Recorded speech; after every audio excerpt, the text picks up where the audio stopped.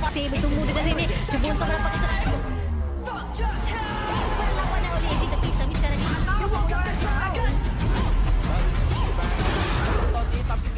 I run from run.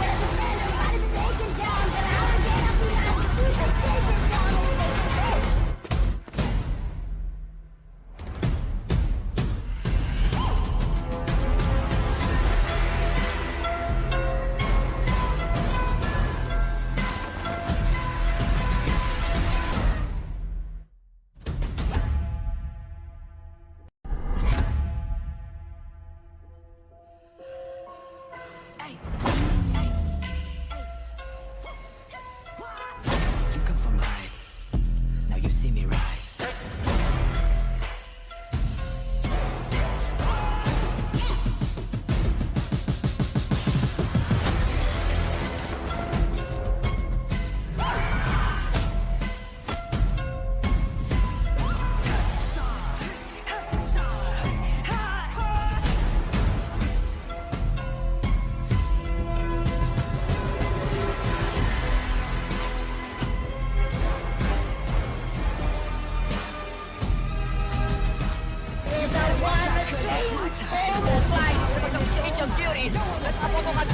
Masih bertemu dengan ini sebelum kau dapat kesenangan. Perlawanan oleh di tepi sambil sekarang ini.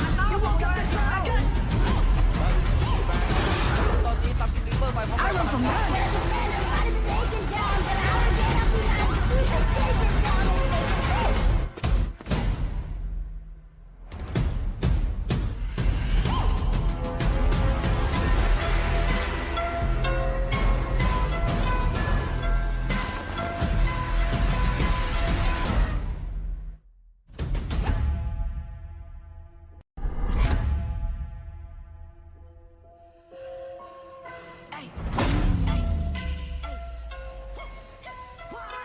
You come from high, now you see me rise.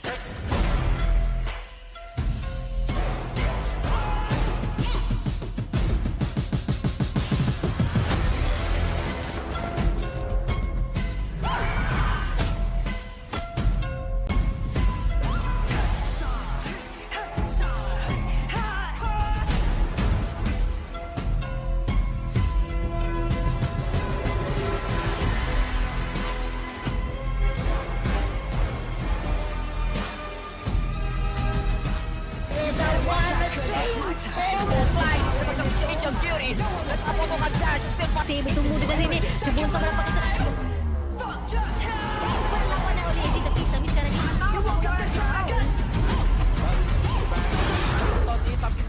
I run from run.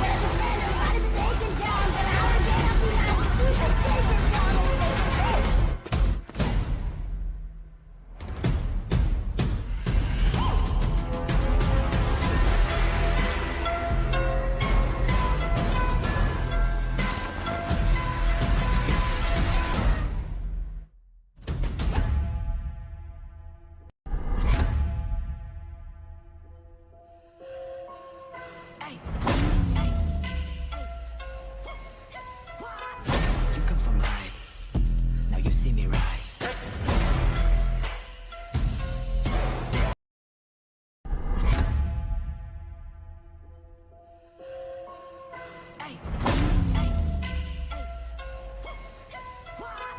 You come from high, now you see me rise.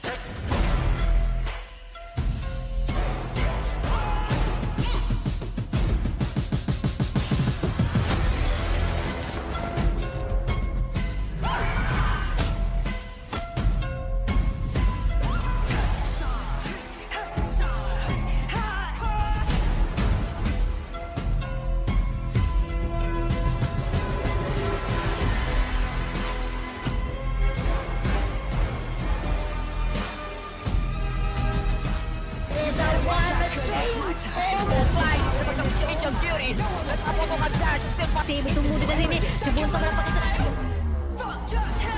Perlawanan oleh di tepi sambil sekarang ini.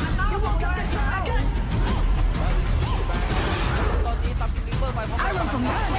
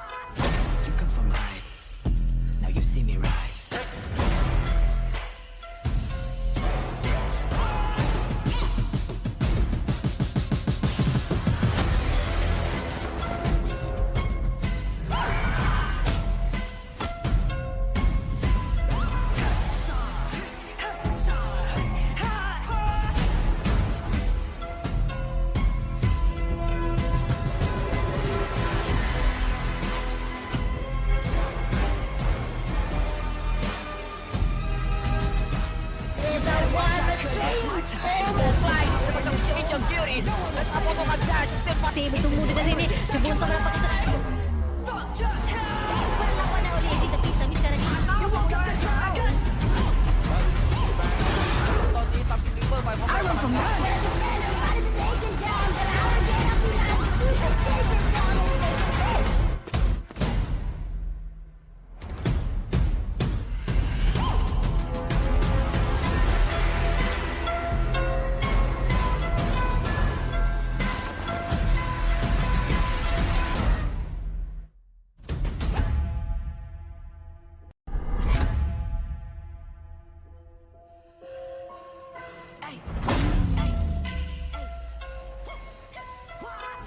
You come from high. Now you see me rise.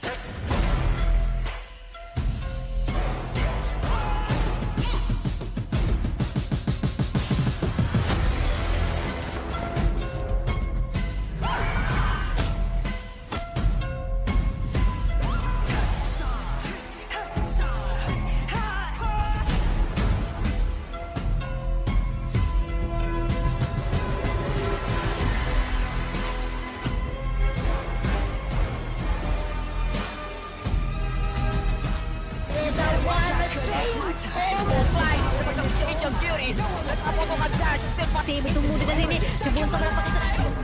Perlawan oleh si tapi Sami sekarang. You come from high.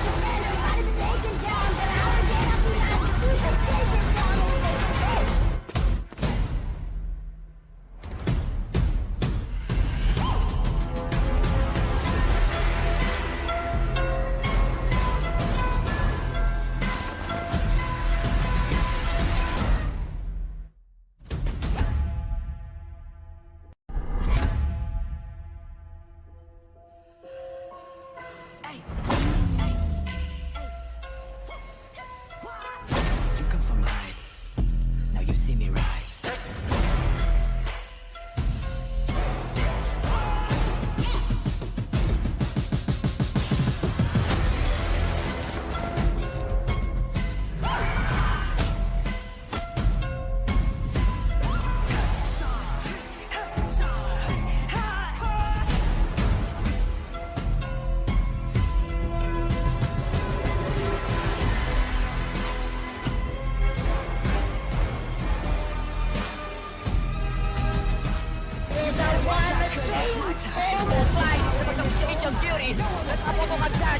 Save tunggu dekat sini. Sebelum kau berapa kita. Perlawan oleh si tapi Sami sekarang.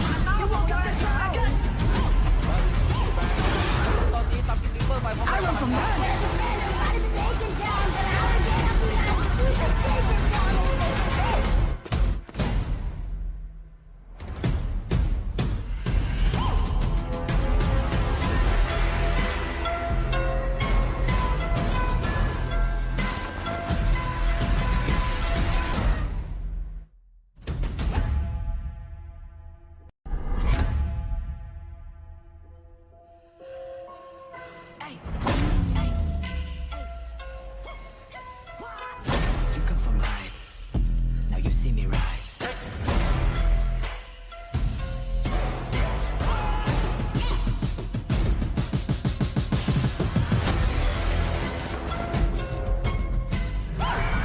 unfollow, di ba? Mhm. Pero wala talagang engagement yung mga naka-bush. Ayun nga.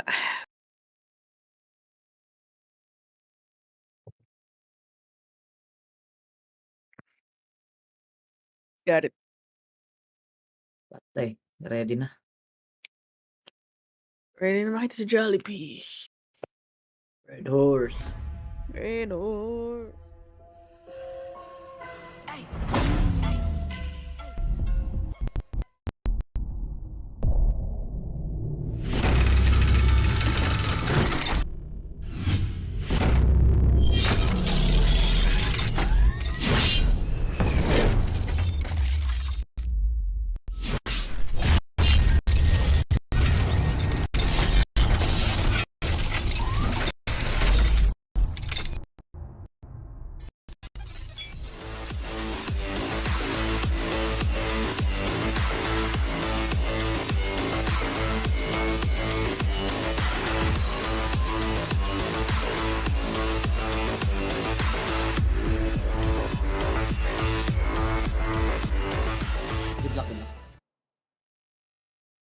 Good evening, good evening, good evening, good evening, good evening, ladies and gentlemen. Welcome back to the Call of Duty Mobile Battle Royale Zero to Hero Showdown Season 2.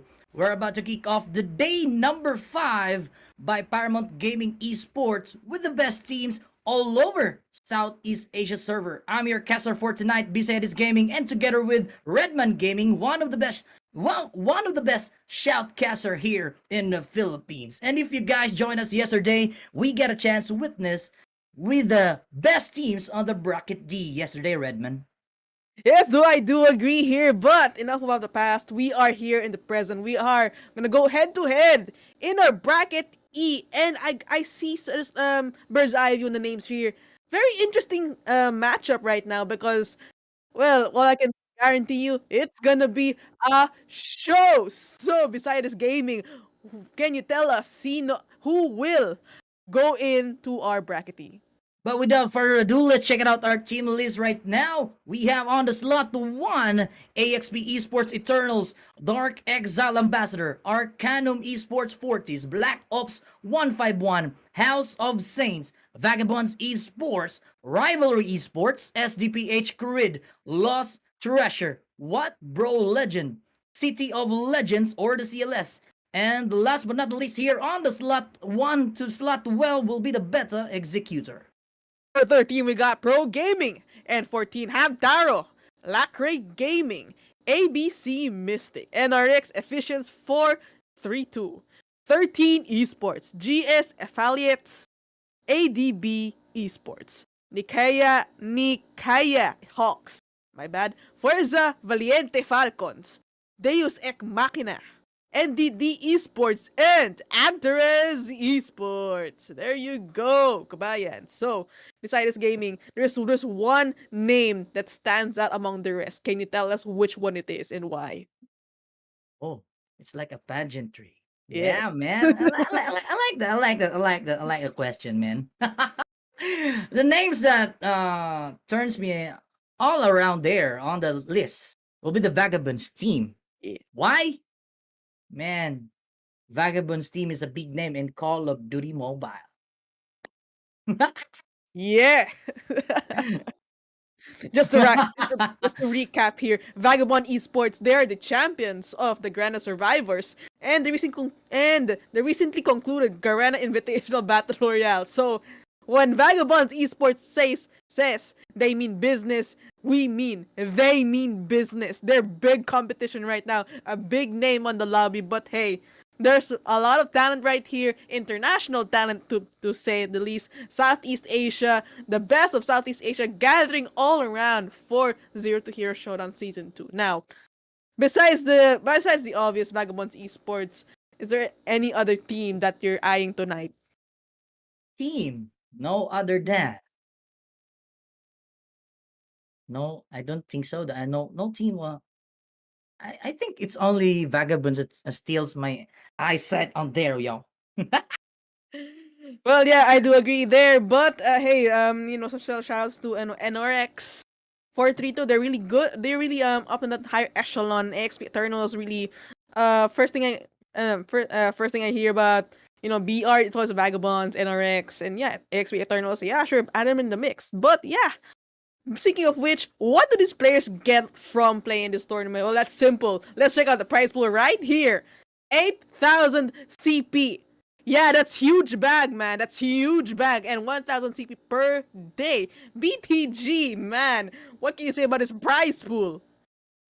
I think this prize pool is gonna be on my pocket right now, but I can't get that CP, man. Go on to the 1,000 CP per day when you win this battle per day here, and we'll proceed to the another round if you're gonna win this bracket E. So yeah, it's kind of a winner takes all, literally.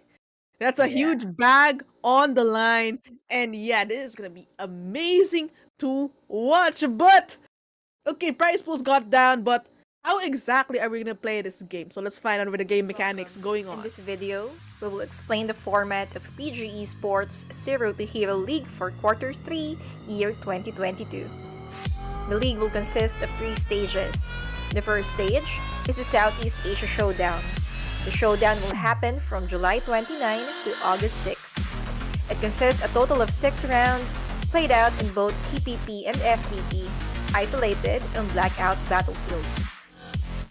25 teams will compete in each showdown to win a share of the daily prize pool worth 8,000 CP. And the top 6 teams of each day earn the rights to qualify for the qualifier rounds of the Zero to Hero Southeast Asia Minors. The second stage of the league is the Zero to Hero Southeast Asia Minors. The Minors will happen from August 8th to August 13th, played out in FPP, isolated and blackout battlefields. This tournament will be conducted in a double elimination format. 48 teams will fight through the following stages: Qualifiers Bracket A and B, Lower Bracket A, Lower Bracket Finals, Upper Bracket Finals, and the Grand Finals. 24 teams will compete in the finals for the prize pool of $400 and the top 3 winning teams will qualify directly to the semi-finals of the third stage, which is the Zero to Hero Southeast Asia Majors. Who will hold it out in the Zero to Hero Southeast Asia League and be crowned the hero? Let's find out. All right, welcome back here on our Custer's deck here right now. But as you can see there, you witness some of the mechanics of the game right now. But I have a question to Redman. What's your favorite class in BR? I'm biased. I have to say ninja. Why? Why, Yeah, man? not because not just because I'm a ninja main, but here's the thing. Think about how the fastest way you're getting to high ground advantage. That's ninja. The grapple hook will take you places that you will usually take you a little slower than the airborne or the jetpack, mayhaps. But the ninja, just pop it out, boom, you're gonna go up to the roof, get some advantage points, and get some kills. Pew pew pew, skra skra ja, get out, and there you go. That's why ninja is really crucial. Not to mention a little shout out to Refitter and Medic because it really is a big deal for your squad. And so yeah, having that a big deal. And speaking of which, we are going into our match of the evening. So, Mr. Bisayadis, what do you think of Yeah. our transit line? All right, as you can see on your screen right now, Redman here. We have the harbor going on to the Philippine Airlines right now, and some of our teams here is heading on to the other side of the map. But as you can see there, I'm excited to get on to the new Vision City here for tonight, Redman. It's gonna be a stretch because it's a new location. I doubt that there are teams gonna commit towards lining towards that new side because it's far away from everyone where everyone's landing. So my best bet is they're gonna stick to what they know best, their locations, their good spots. They're gonna go in with their loot paths. So it's gonna be not much adjustments. They may include New Vision City to their loot path or to their routes, but since it's just newly released, they should really stick. It's best to stick with their old plans. And lo and behold, we got here a show because we have here Arcanum Esports and Dark Exile going in head to head in this location, and they're all okay from Arcanum. It's all in the cathedral shot to me fired by Rusty, and with the LMG spam, it's not gonna end well. That's a huge upset here because I doubt that Arcanum has enough loot to sustain themselves from the bombardment. Dark Exile will deal with them. Biasaya this gaming. Here in round 1, you're going to be seeing a little bit of jitters here, but they will try to figure out what strategy will they gonna use or what plans they will be executing in able to survive the entire round. But they will gonna choose a role what they fits them. It's either aggressive team or a passive team, Redman. I see here some get some scatters from the loots here, and I see Criamo getting some loot on here. He has a BY 15 and what I believe is Swordfish. So this might be enough for it to sustain him for the early game because given the fact that they know there's another squad with them. So it seems that interestingly Dark Exile is moving towards the high ground. So I think they're going to retract from the site they originally planned to go in because they know Arcanum is contesting at the site. But given the fact that the location is not big enough for 2 squads, pulling back, that's a good idea. But the swordfish, he's trying to get some picks on. Oh man, Kriamo on the corner. He's gonna go charge in with his squad Arcanum, and knocks down one with the RPD. That's good enough for him. He's gonna go up with a zipline, and he's gonna go getting the high gun advantage right now. Not to be fired. Alex! Ooh! Tries to go back with a snap, and this you go. Kriamo will go in. Shots are being fired. Alex in trouble in here, and with the V-15 finishes off with Alex, and there you go. Rusty downed, but not out totally, and looks like Alex is gonna get cleaned up as well. The last remaining survivor of Dark Exile, nowhere to be found, and well, what can I say beside this gaming? It's gonna be rough. All right, it's gonna be rough right now. Kuriyamo taking a hit here by this team, which is the Arca team, but Sebo on the other side got knocked out there by the Glad of the EPS, or I think it's gonna be the efficient team 4-3-2. Enrix 4-3-2 for tonight. Correct me if I'm wrong, Redman here, but we were jabs right now going on to this the same spot here, which is the first engagement here for tonight.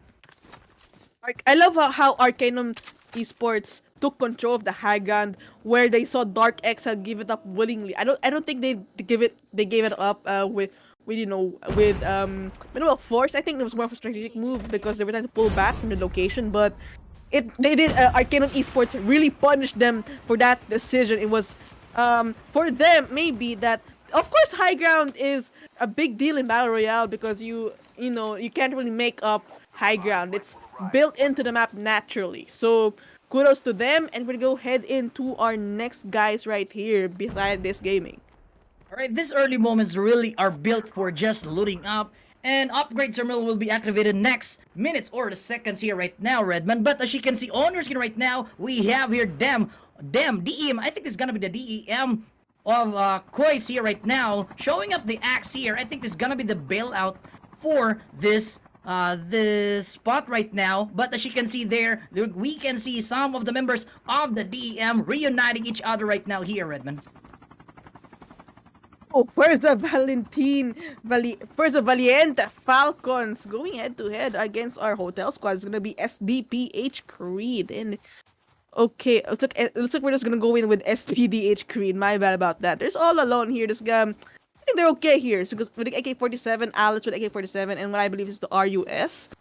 Decent loadout here because I like how it balances out with the SMG and the rifle, the rifle. So it's kind of a balance. So I am based from this loadout alone, I think it's safe to assume that they're gonna go with the mid to close range fight approach because even if one of them has an SMRS or a sniper, they can go for the long engagements here. But from what I'm seeing here, I think they should go in for the safe bet, BTG.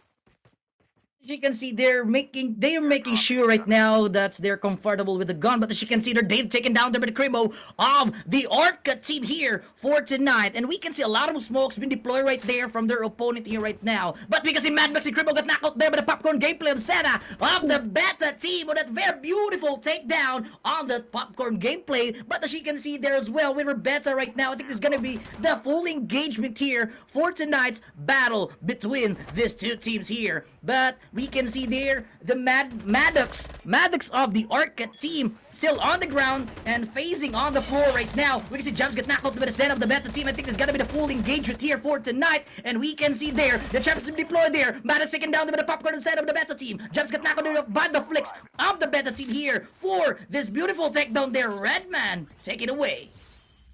Arcanum Esports in their second run into another squad.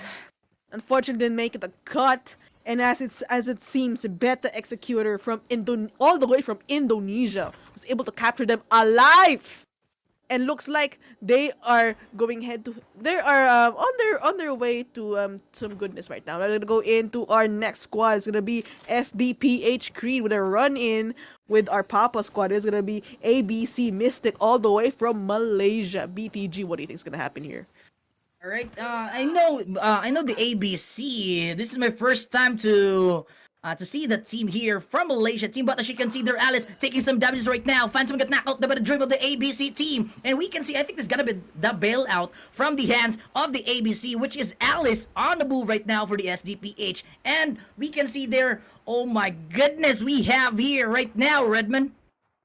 Oh man, I like what I'm gonna see here. It's just this anticipation, the slow build up to what's gonna happen right here. And it seems that from what I'm seeing, SDPH is gonna go pull back and go for the long range shots because Alice with AK-47, it's although it's ideal for mid range. If you're able to control the recoil correctly, maybe, just maybe, you can use it as like an N21 EBR without the heavy scope here. But hey, they're pulling back because they want to. Somebody airborne right now. There's gonna be someone from Black Ops 151. And meanwhile, we're gonna go into our Vienna squad. It's gonna be Fuerza Valiente Falcons going head to head with their Papa squad. The Malaysians, ABC Mist. They're gonna go be in turmoil right now. It's gonna be no man's land quite soon. BTG is war gonna wage upon us. Or we can see the close in quarters right now by the DEM and the ABC team. But we can see there, Jabal taken down there, but Niana of the AOB on the other side of the map as well there. But we can see a lot of chaotic run here for the both teams right now, for the DEM and the ABC team here on the same spot. But as you can see there, I think this is gonna be the bailout and the backing up right now for the DEM from the hands of their opponent here. Oh my god, we can see there, going on to the next spot right now, we have a Charlie here for our HTR team against a 13 Esports. Shao taken down there easily by the Charlie of the HTR team. Redman taking away right now on this spot. I'm down to going ham again. No mercy so much. Also be fine right now. And oh, Charlie will take it from hole. Oh, okay, that's out by Sayora on a Jack 12. Man, what a kill. And it looks like somebody else is here. He's gonna go climb up. He's gonna go for the smoke. Evades it by a hair. And now he's gonna go for the armor repair right now. So many footsteps on this vicinity. It is scary enough. A lot of people are controlling up the up top of Sanitarium. Oh, this is a famous spot to be in, but this is famous for a reason. There's good loot here, and not to mention a lot of cover, a lot of nooks and crannies to go in through. But you gotta pray that nobody charges in you from above, because the height advantage is cruel. If you're down below, it might not pan out properly for you. And in this area alone, we have 1, 2, 3 squads, almost 4 squads in Sanitarium, going ham and ham again, cramming themselves in this confined space just to get a grasp on the loot. So many bodies dropping down on the floor. They're like flies right now, and there's so much people in the same confines. And I gotta say, BTG is gonna be a mess. It's gonna be a no man's land. It's gonna be apocalypse right now. Right now, as you can see there, Shinichi's on the move right now. I think it's gonna be the 1v1 situation. Shinichi taken down there by the rogue of the ABC team. And that's a very crucial part here for the ABC team on the push. But we can see there, John Rambo taken down by the Viper of the AXP on the other side as well. But Tulip got knocked out there by the Disic of the AXP team on the other side as well. But get overall right now for the ABC team, going on to the maneuver on this spot here right now. But Charlie got knocked out by the DEM Poloy. But we can see some Bond taken down there by the 13 Esports, and we can see the Rogue taken down there easily by the DEM Coins. Now, oh my god, Redmond, what a chaotic run here on the Sanitarium gameplay right now. Things got even more complicated as the zone started shrinking down. Now these 4 teams have to evacuate real quick, because not only are there 4 teams in the vicinity, they're taking some damage right now. Although it's insignificant at this point, damage is still damage. Take note of that, because get hit by a bullet's gonna sting more than it should. And now we're gonna go in with our Papa squad. It's gonna be ABC Mystic. They're beyond this bridge right now, and I think they're going for. They're gonna breach the barrier right now, because they have Tango Squad, ADB Esports guarding the area quite well, and I think they're gonna go in for the gatekeep push. Now, with the aggression in mind and the SMRS, I think they're gonna go push in, and with as much aggression as they could. Meanwhile, we have Romeo Squad. It's 13 Esports, Jewel from 13 Esports. He's gonna try for the third party M21 EBR kill. That's an easy one for him from afar. And it's gonna be a heated battle between our Tango squad. It's gonna be ADB Esports between and Hotel. Shots are being fired right now, and 21 EBR getting one knockdown, and woohoo! AK-47 cleaned up by hot sauce and with hot sauce. And man, what a view is this? Kind of a BTG. What kind of a moment here, BTG? Wow. And as you can see there, I think there's gonna be the hot pursuit right now, Redmond. We can see Dane taken down there by the Vancy of the host on the other side of the map. But as you can see there, there's gonna be chaotic run here for the bridge gameplay. And we can see there, oh my god, we can see Sean get knocked out there. Joe get knocked out shot from the 13 Esports. And I think it's gonna be the 2v1 situation on your screen right now. And here we go, we have the AOB team tearing up the digging of the spot of the Shodak of the 30 Esports. But as you can see there, we can see a lot of loot boxes around the corner here for the Shodak of the 30 Esports, Redmond. The war has taken its toll on people. So many dog tags, so many loot boxes, so many lives lost. But take note, 39 boots on the ground, 14 squads left, and the circle shrinking down to a smaller size.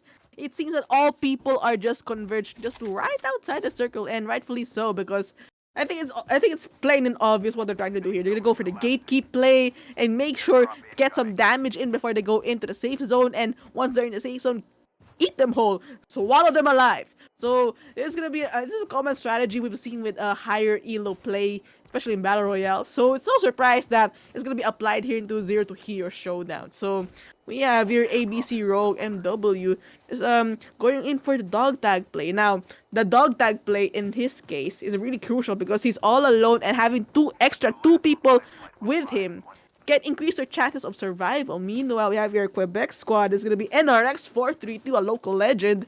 Gonna go in and run in with the jackal on the sky. Mayday, mayday! It's not gonna be good for us. We have here a supply box. They're gonna be fine for now. But the jackal zipping up from the skies? That was a scary sight, don't you think, BTG? You can see there the zone is now shrinking out there. We have here Case with the Efficient team taking some high grounds right now. Back to here for the Kimmish. A bunch of teams here for tonight on the sweet spot here for the HTR. But I think it's gonna be the push right now. Viper get knocked out there. Frozen get knocked out there as well by the distinct of the AXP team on that very beautiful takedown by that AXP team. And we were Kimmish. Kimmish is on the move right now here. Pursuit to push right now against them. But as you can see there as well, on the right most on the spot, we can see the SDPH on the very beautiful spot right now. But we have a Luffy of the 151 team, Redmond.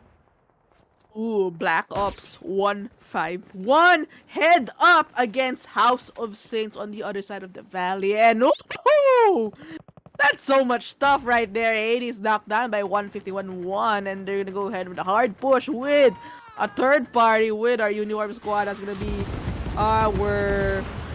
our Decay Hawks. Oh man, it's gonna be a nasty fight. Not to mention in the mix we got here Beta Executor joining in, trying to refire with a Luffy, and they'll go up with the AK-47. Woo! Swallows him whole. Sleepy with the ASM-10. He reaches him off. GG's for him. And there's so many squads converging here. I see 1, 2, 3, 4, 5. 5 squads on this location. BTG insane. Or as you can see there, we can see Insane right now for the Luffy of the 151 team here, Redmond. But as you can see there, we have the high ground advantage here for the Luffy, engaging the shot against the Beta team. And we can see the three-way view right now. And we see Halo get knocked out there by the 151 1D. Oh my god, we can see there, but I don't see anything right there on the kill feed, but we'll go on to the other side of this beautiful map, and because the Beta team is on fire right now. Halo get knocked out there by the one of the 151 team, going on to the push, taking some advantage here right now for the Luffy against the three members of the Beta team here right now. We're glad here for the Efficient team getting on to the Jackal of the 151 and hitting up right now for the Jackal gameplay, Redmond. Now the fact that Black Ops 151 has the control of the Jackal, it's important to have this by air control. It's a basic military tactic. If you control the skies, you control the land. If you control the seas, you control the land as well. So covering all the base, even the skies, crucial to them. But we saw here earlier that NRX 432 were dealing some serious damage on the Jackal plane, so it might not survive that long. But the thought is there. Having Sky's control, they had it, and that alone sends a statement. We're gonna go here with Glad. He sees people right here from over the mountain, and we're gonna go in. Need to see. We're gonna go in with 151 ST4RS. Yeah, I have to say the name quite out loud. He's gonna go in. He's going for the armor kill, right? He's gonna go for the armors, and more people are coming into the same location, and it's quite scary to see here how they're gonna manage this, because there's little to no cover, and not to mention the supply drop is here. So the supply drop obviously will draw in more and more people, but the main concern here is how are they gonna fight through this territory with some significant cover. Yeah, there's cover here. So the question is, how will they manage this terrain, difficult terrain to deal with? Alright, as you can see there, this is gonna be the difficult situation right now for, we can see a lot of bunch of teams here on the same spot, and we can see there, the Mountain, the Tulip here, got knocked out by the distinct of the AXP, and we can see the Zershot of the 151 taking some advantage here for the beautiful takedown there, but we can see Ekiti got knocked out there, Zershot got knocked out by the flicks of the Beta team here, and we can see Ekiti going down for real right now at the behind of the rock here for this moment here for tonight. We can see the nearby enemies here for tonight for the third esports as well, but I think there's gotta be the 1v1 situation, and I think going up here is very difficult situation here right now, but jolting it down there, but from the backup of the BB18 plus of the PRO team, Redmond. Oh man, this is gonna be a difficult situation. 4 squads left, 12 boots on the ground. This is gonna be insane because wow, they're gonna converge in this small area. Some of them crawling up for their lives, but in the end, one squad will remain on top. Alpha squad still complete. AXP Eternals has an upper edge, and meaning of the upper edge, they got it. They are the alphas for this first round. AXP Eternals, they got up to the podium and nailed it. GG's AXP Eternals. That's right, Redmond. That's a very strong win finish of the team. Yeah. I love the action right there. Yeah. Good evening, good evening, good evening. May I speak a dialect once more? Mayong gabi sa tanang Bisaya. Good evening to all Bisaya out there who's viewing out now on the stream. Let's go. Yeah, what a sheesh moment right there. AXP Eternals is defy the odds, engulfing everybody whole. Well, not everybody. I mean, given the fact that just one, hello, they engulfed everybody whole. But let's talk about the end game right here. There were 5 squads in this shrinking circle. Imagine the stress you have to deal with the terrain that's constantly changing. Cover, no cover, cover, no cover. They have to adapt and conquer so many times. And it seems that AXP Eternals understood this very well. And look at that, they were able to make it all the way to the top. So besides gaming, what are your thoughts on the matches that's just concluded? My thoughts about that game is very hectic move out there, and we can see the post game breakdown right now. We have the AXP got the top 1 spot right now, and we have the Desi got the 6 kills there, Redmond. Oh yeah, and okay, this is interesting here because we have our top team AXP Eternals with 2 plus 2 plus 2, that is 6. That's 12 kills in total for Team 1. And it's kind of interesting because although they're the highest kill, we have here our third placer. One of them actually had 11 kills plus 5. That's gonna be 16. 16 plus 4. That's gonna be 20. It's gonna be whopping 23 kills for our team. Team 18, right? And Team 18 is gonna be 13 esports. They were able to trump up the leaderboard in terms of kills, but in placements, it's actually AXP Eternals who came out on top. So it seems that AXP Eternals were able to find a balance between being passive and aggressive compared to what happened here with 13 esports, who decided to go for the aggressive approach. Although it may seem that they overstepped a little bit because they ended up with 3rd place. The balance is there with AXP Eternals gameplay. That's right. I couldn't agree more. Yeah, that's right. Super Clark, shout out. Super Clark. All right. Technically speaking, the teams is already safe and sound on the last part here, but we can see a lot of a good gun selection, good spot selection. We can see a lot of different strategy has been used around there for that sweet spot around the AXP team, but the AXP team managed to cope up with the win with a beautiful ending. Yeah, speaking of which, that was interesting. It's interesting to see that Vagabond's esports was not in a podium at all. Yeah, that's right, that's right. It might it and although it's we have our days, we have our days that we have cold days, but yeah, we have five more rounds to see if Vagabond esports can keep up with the momentum. Might as well see what will happen next. So besides gaming, what predictions on the next match we're gonna have here on Blackout?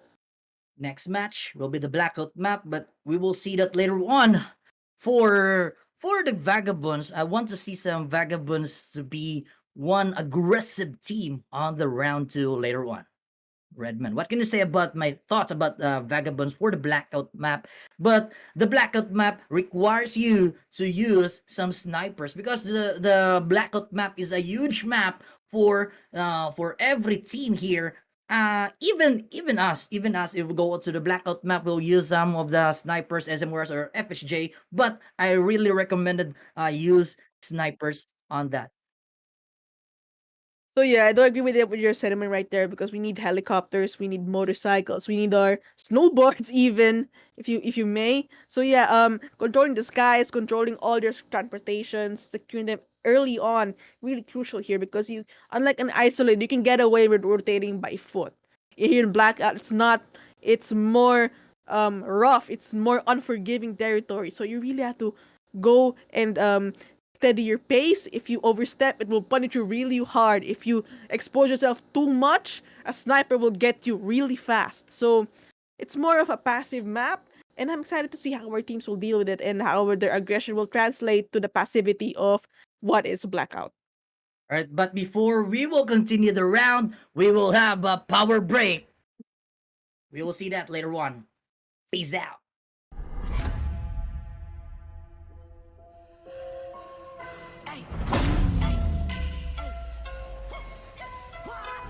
You come from high. Now you see me rise.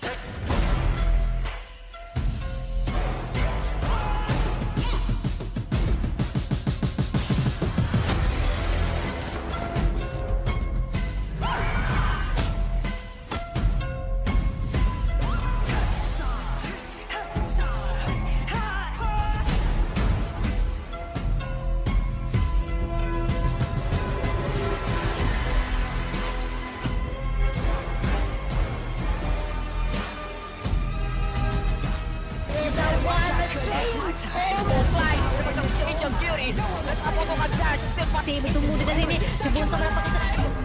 Wala na uli. Hindi tapisa. Miss ka na niya.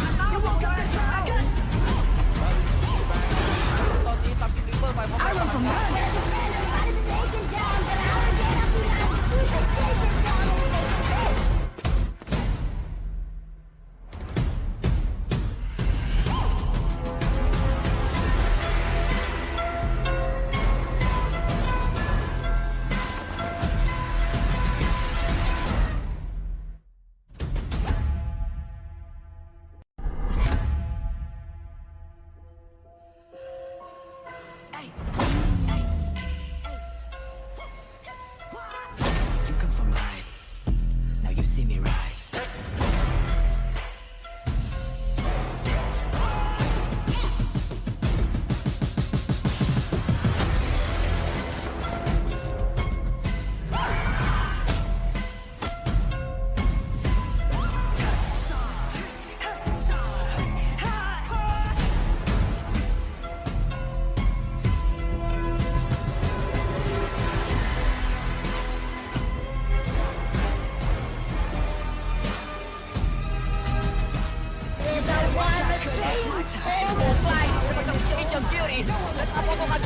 Possible tumulo na rin eh. Subunto ka na pakisarap. Wala na uli. Hindi tapisa. Miss ka na niya.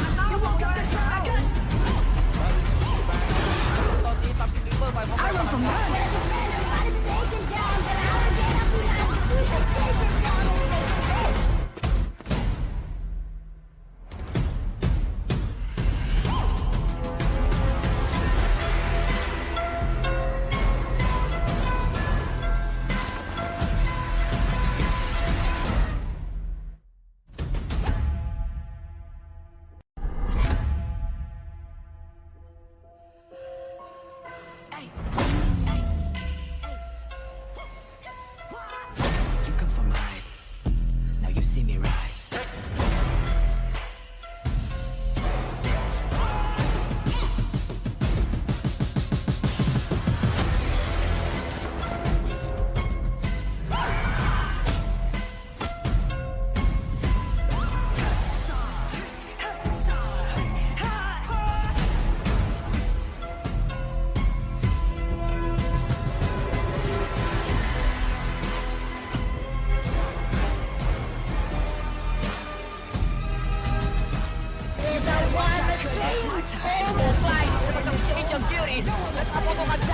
Save tumulo na rin eh. Sa bunto ka pa kasi.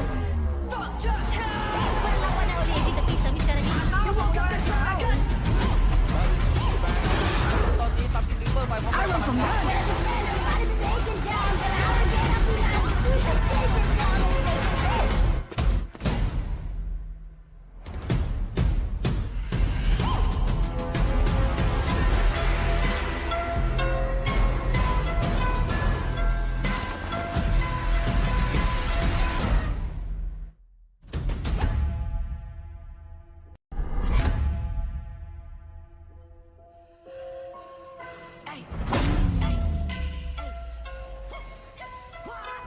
You come from behind.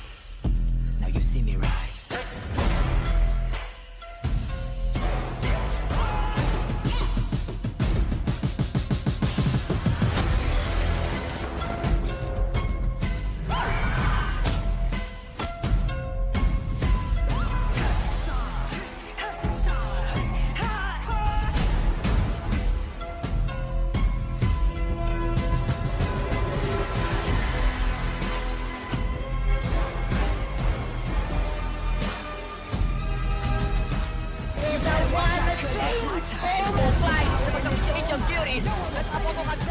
Save tumulo na rin eh. Welcome back, everybody. This is Zero to Hero Showdown Season 2. You are joined by me. Yes, it's me. It's Redman Gaming, and we have here Messiah this gaming, the legend himself. So, we're gonna go ahead and head to head right now to our second match of the evening. It's gonna be in Blackout.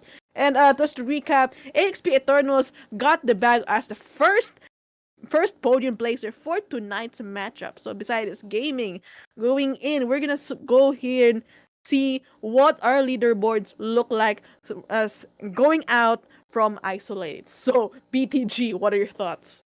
All right, as you can see there, the leaderboard, 13 Esports got the top one rank here for tonight, got 34 kills there, and followed by the AXP team, Eternals, got the 27 kills, and we have here the Lacray Gaming, got the 18 kills there, Beta Executor got a 17, and Black Ops 151 got a 16, and we have the Pro Gaming or the PRO Gaming got a 10 kills, and we have the ABC Mystic got a 9, AOB Esports got a 8, Hamtaro got a 7, and the NRX as well got a 7 kills as well. The House of Saints got a 6 kills, and Arcanum Esports 40s got a 5 kills there, Redman.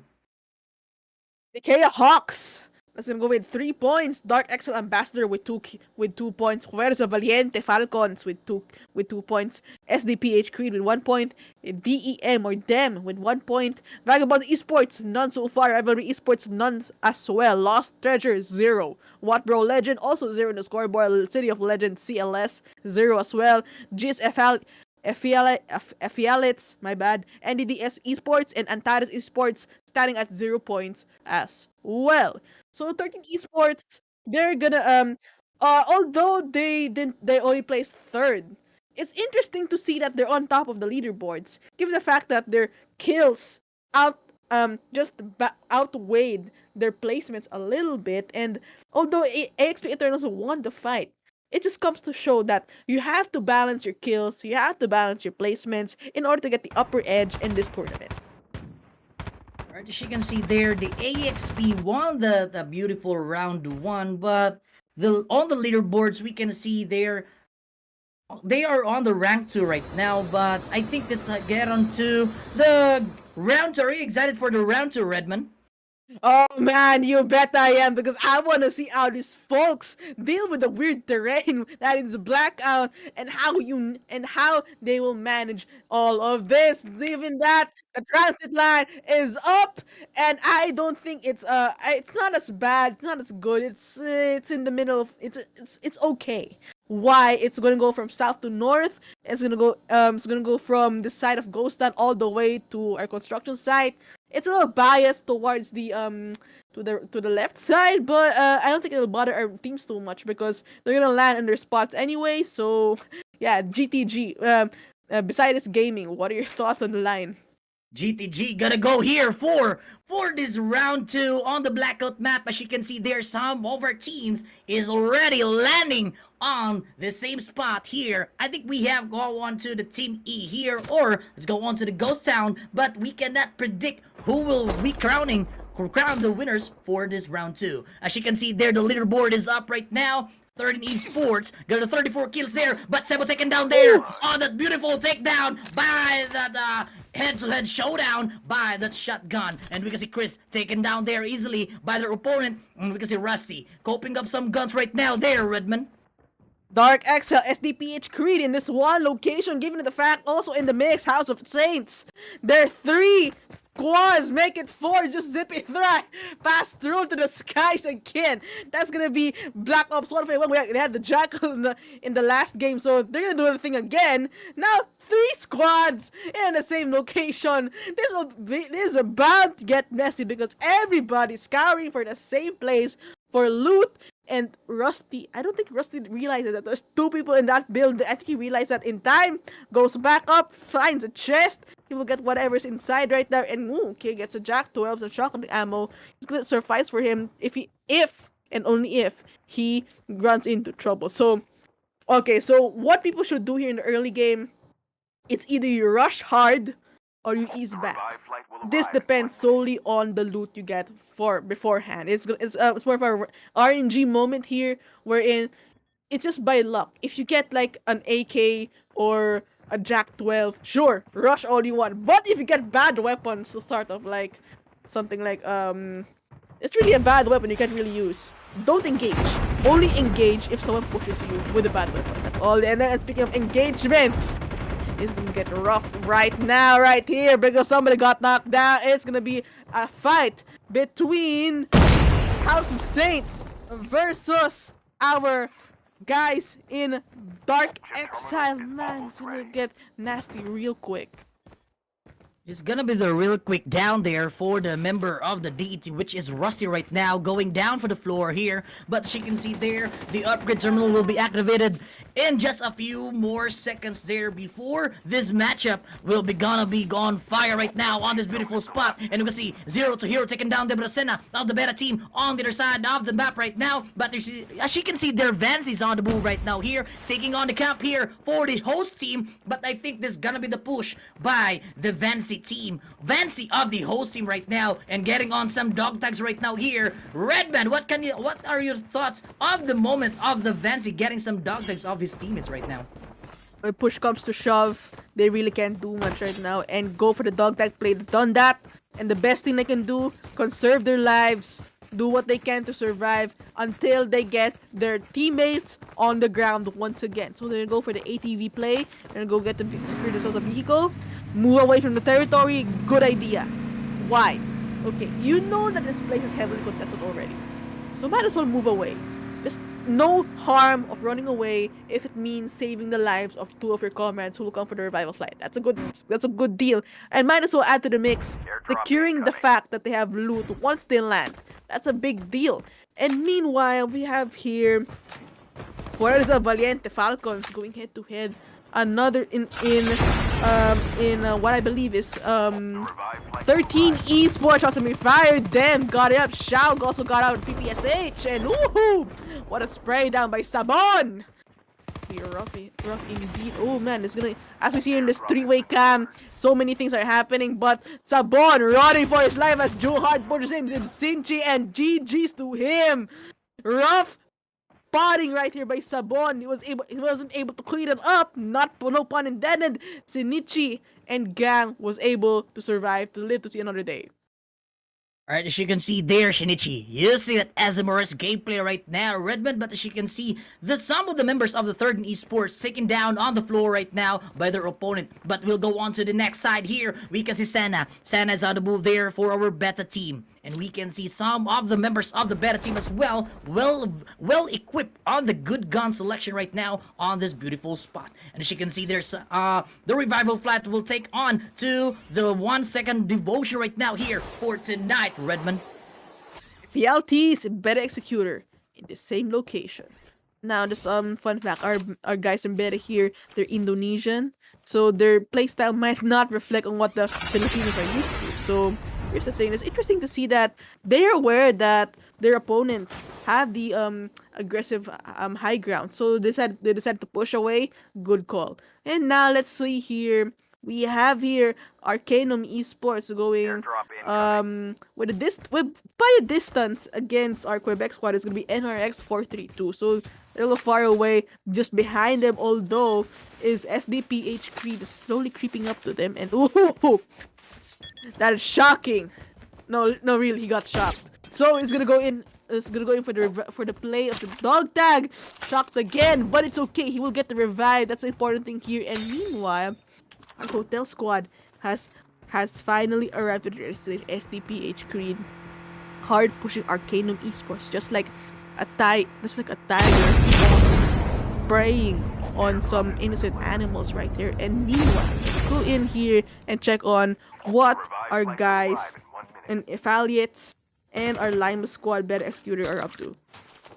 Alright, we can see there, the GS team is on the move right now, engaging the shot against a better team. We can see Wang taken down by the Joker of the PRO on the other side of the map. But as you can see, there's gonna be the bunch of teams right now on the same spot here, Redmond. But we have your absolute snap right now by that beautiful execution by the GS team against a better team here on the spot right now. And I think it's gonna be the high ground advantage here for the GS team. But the danger zone is now moving out so fast towards the bot teams right now. But on the other side, Yatsu taken down there by the EPS team. Looking like not out there by the dawn of the efficient team on the other side of the map. And we can see this is gonna be the chaotic push right now by the better team against the GS team here right now, Redmond. This is gonna be rough because they're gonna about pro gaming's about to be bombarded with the circle, and not to mention that there's a fight blooming behind them. So let's see how they're gonna cope with this, because they're sitting fine. They're between distance with some teams, so all they're focusing right now is just to rotate. So nothing bad for them. So let's talk about the loadout. Pro 18 plus with the Mac 10, and what I believe here is and the M4. Correct me if I'm wrong. It looks like an M4 to me. So with that loadout, I think it's safe to assume that they're going for the close range, mid-range type of fights. Okay, let's go here with Vagabonds Esports. They were silent for the first round and hopefully making a comeback right here. And okay, to my understanding, he's alone. VB Monde all alone and has dog tags on behind that hill right now. So he's gonna go for the dog tag play, obviously. But let's go into another squad, BTG. And as you can see there, we have, as you can remember, yesterday's battle of the bracket D, the AOB Esports played in yesterday's bracket but didn't get into the top 6, but they trying again in today's bracket, Redman, and we'll go on to see that actions right now on the AOB if they will go on to the top 6 spot. But before that, we have the 151 team using the Jackal, and we see Crimo got knocked out there by the Shinichi of the 13 Esports, and we can see Salo got knocked out there by the Zorshot of the 151 team, and we can see a lot of gunshots right now in the frontal view of the 151 team. And we have the ABC Dream taken down there easily. Nianad got knocked out the Halo of the Efficient. And we can see there the 151 4RZ is going on to the move out here, Redmond. Oh man, this is gonna be a rough. That was a rough one for that to deal with, but it's okay. They were able to survive this. Black Ops 151 still standing, and take note, 56 souls alive on the island, 18 squads left. There's so much people still on the game, and they're not gonna let out anytime soon, because the competitive spirit, the fact that they want to win, get the top 6, secure themselves towards the bigger bigger fish of it all. That's gonna be counting a lot. So he's going in with pro gaming right now.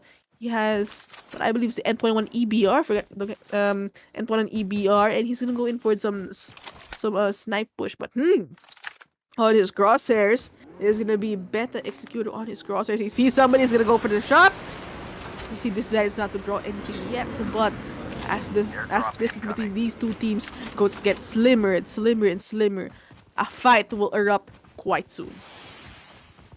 As you can see there, we have here roles of the PRO team, Redman, and we can see they're getting some informations right now against their opponent here, but when taken down there, BB 18 plus taken down there easily, and we can see there, Oleum taken down by the Rose. What a red Rose is it of the PRO team here, Redman, and we can see their fix out the move right now inside the house here for the Beta team, and we can see John Rambo got knocked out of Showdown of the third esports on the other side of the map, and we can see the three-way view right now by the director Colix Gaming here, and we can see their PRO, what a pro team here right now, and we can see some of the teams is already taken down there on the floor, and we can see there the Dave and the Fix is on the move, and the bailout from the hands of their opponent there, Redmond.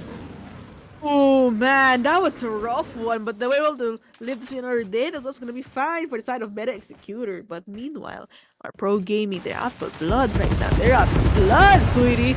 And they have somebody on the roof, Fiddler on the roof. I don't think they realize it yet, but got knocked out. Meta Dave got the 151 Black Ops guy. And man, a quick reaction here by our pro gaming guys here. Pro gamer move indeed.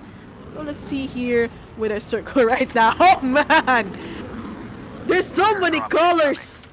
And why I mean that in a nice way possible, because they are aware of how the circle will shrink. It's in an awkward position here. It's heavy on the west side, so it's gonna force so much players to converge on the right side, rightmost point of the circle, because that's where the north are. And interestingly, there's so many teams in the circle right now, so it's gonna give an opportunity to gatekeep people out who are unfortunately outside the safe zone. So some barricading, some exclusivity happening in the circle right now. It's gonna be interesting to see how our teams will deliberate through the fight, through the thick of it, and how they're gonna survive to get the top one they really want badly.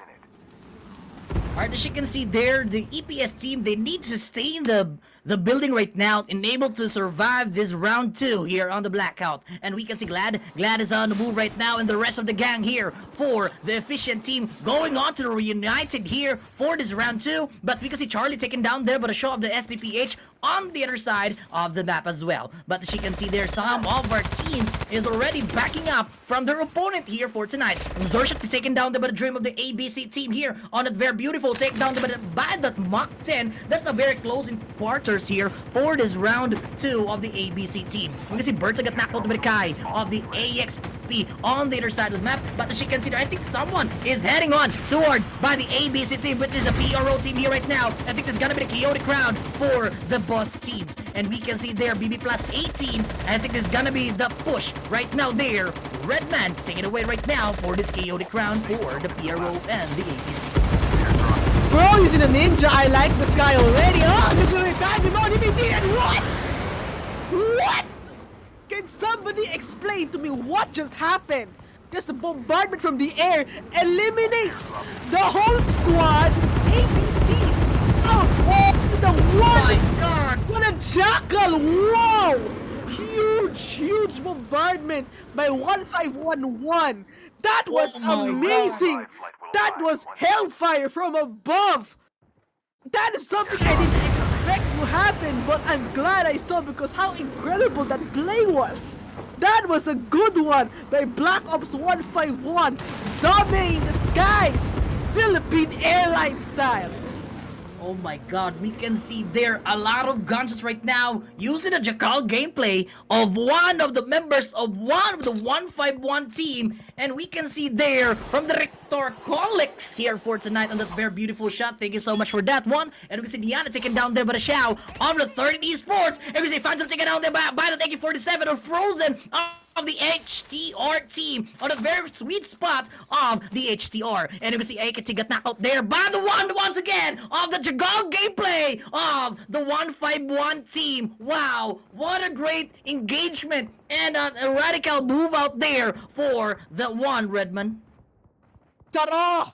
Going head to head in what is about to be a huge wave of our end squad. It's gonna be Hamtaro versus our H squad.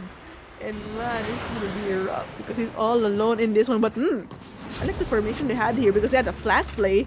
But I thought although it was a little dissolved here and he's low in health. Not gonna be a good sign for him. He's gonna get out from the storm and it might not pan out well for him. And looks like our Hamtaro and our SDPH Creed will not go ahead to today. Let's go ahead into our three-way fight with so many snowboards I can't even count right now. So much chaos in this neighborhood of mansions. We just see the jackal fly by. I think it's gonna strike fear in the hearts of our players right here as we just witnessed the bombardment, the Air Force style bombardment we just witnessed. So we have here the simple guys just hanging around here. VB Yeto, vagabond guys, just gonna go inside the house here and waiting for Tango Squad. Tango Squad is gonna be esports AOB. Go for the charge on it. So, Jackal. That Jackal's really scary. That's not gonna lie. Besides this game, that Jackal's really scaring me. I agree with that because the Jackal gameplay right now going on to the 1v1 by Hot Sauce didn't make it to that spicy move of Yato of the Vagabonds team there. But let's go back there on the Jackal gameplay right now. Oh my goodness, I agree with that Jackal movement of the Philippine Airlines of the Jackal move by the 151 team. Because we can see a lot of teams being destroyed right there by the Jackal move of the one and only the 151 team. And we can see Berto. Berto's on the move right now for the Ravel. Ravel is on the move right now for this team against or behind the tree right now, going on to the monkey business here. We can see Pakito got knocked out there by Yato. Now the Vagabonds team on the other side of the map. But as you can see there, I think it's gonna be the push right now by the rival against the AXP team. What are they gonna say about that AXP and the push by the rival team? When push comes to shove, I will kill your friends, family, remind you of my love. Da da da da! So many squads on the same location. 16 boots on the ground, 6 squads left, and it seems that the smaller it gets, the more intense the fight is. I with a vehicle accident. Nezuko got out of the zone, got run by a car, and will go in with AXP Eternals, our previous winners of the match. Yes, the N1 on EBR, Mutog on his crosshair, and the Jackal still on the air. The Jackal is the main concern of everybody. Take him out. There you go. They finally took out the Jackal. It was the pressing concern of everybody. Detonating the vehicle. Frozen was melted in an instant, getting in behind the box, using it as cover, and more people are coming in. Oh man, that's a revival to sink. But N1 and EBR is gonna go for the hard push, going for the armor kill, but first, and goes back. But Frank Grenade gets the best of him. It's gonna be rough. And wait, what? How is he still alive? How is still? I thought this guy died, but apparently not. This man is unkillable. He will go dive in through, and looks like our Quebec squad and our X-42 still alive. Still alive, and it's gonna be an interesting clash here because they're about to face the Vagabonds, and we will be right back, folks. Once again here, we can see the Jackal move of the 151 getting onto the dive like an ocean right now. Ocean deep. Ocean deep. What a great movement out there for the Jackal move. But we can see Loki taking down the glad of the efficient team. And we can see there the efficient team going on to the other side of the circle here for tonight. Redmond. And we can see there, I think this is gonna be the 2v1 situation here. Motom got knocked out the case of the efficient team on that great knockout here. Wow. Wow. Yeah. Oh man. Wow. Woo! What a match! What a match indeed. I'm just what I don't know what to say about that round because I'm distracted about Jet Jackal move. Philippine Airlines move up in the air right now. I think the fact that Black Ops 151 prioritizing the Jackal over anything else was genius. And we've Yeah, seen why. A that's a squad very wipe, squad wipe another with that squad. one gunslinger, and that's it. Going back on the lobby right now, right? Oh my god. Yeah, I don't know what that's to what say. I'm just still laughing here and I can't move on about that one, but we can see there that's mindset. yes, tama. Oh It's my just god, man. That's a great mindset of the team of the 151. Man, my heart is my heart will be with you. Peace out.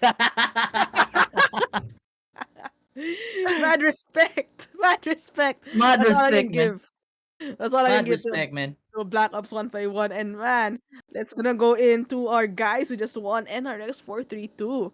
And it's gonna be Case with 3 kills, Halo with 3 kills, Glad with 7 kills, and Dawn with 3 kills. And not much on the kill side. So it's safe to assume that they decided to go to the passive approach. It didn't work out for them, but we gotta see how the other teams stand out among the rest. So while we wait for the overall standing here. So what do you think about the performance of NRX 432? NRX 432, this is my second time to cast with the guys right now. The one of my idols right there is Don. You know Don is very good guy like that. This is my idol since I played in Call of Duty Mobile, and I know a lot of people still enjoying about his humor. Yeah, that one. And as you can see on our screen right now, we have the efficient Halo Ons got the top one spot, followed by the HTR and the Vagabonds team, Redman. Okay, so let's do the math here. So we got 9 kills. 9 plus 7 is 10, 11, 12, 13, 14, 15 kills. 15. About That's gonna be 15 all right. kills for our guys right there. And it seems that although they reached the 15 kill mark, I want to see how that translates towards their leaderboards going in to the second round, going into the third round. Now, in the third round, we're gonna go back to isolated. So, what do you think is gonna happen? You know why I raised my hands, both hands, Bakit? because you do the math. I don't know how to multiply, how to divide. I hate math, man. I hate math. That's why I hands up. Yeah, I hands up. To be honest, in high school, if math subject will arrive, man, I'm gonna be absent. Bounce. Bye. And when my classmate says, "Oh, dude, ma'am is here," and I say, "I'm going Peace. to the canteen, man. Peace out." Peace, bro. Bye. Peace. Yeah, I felt that, man. I just felt that. Okay, speaking of which, it's gonna be a math class right soon. So, me and beside this gaming, let's go to canteen real quick. We'll be right back and don't go anywhere. All right, peace out.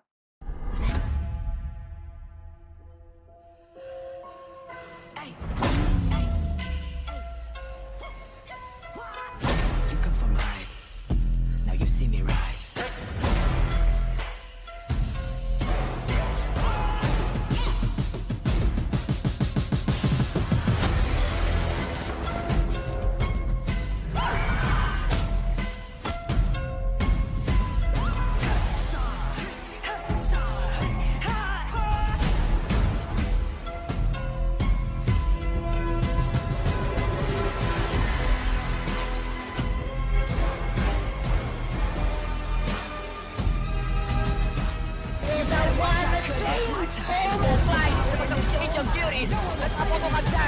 Save itong muna na rin eh. Subunto mo pa sa... Wala na uli. Dito pisa. Miss ka na rin.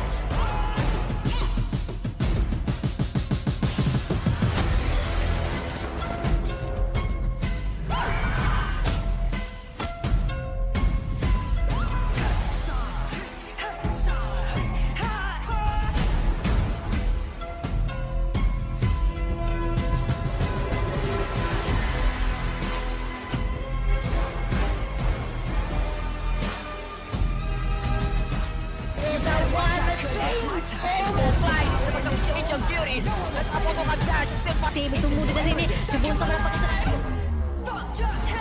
Wala na uli dito pisa mis karani.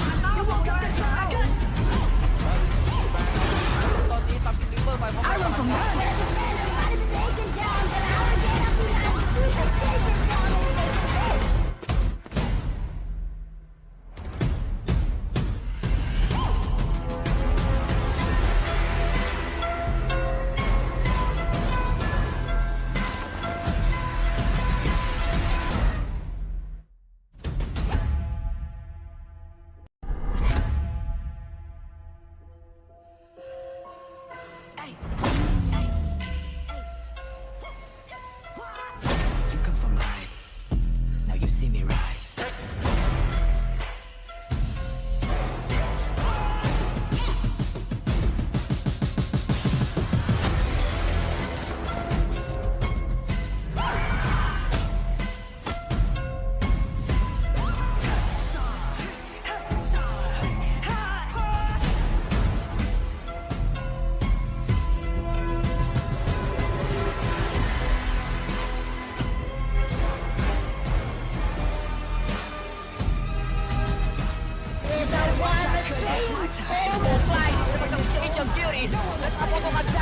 Save tumudo na rin. Subunto mo pa sa. Wala na uli dito pisa mis karani.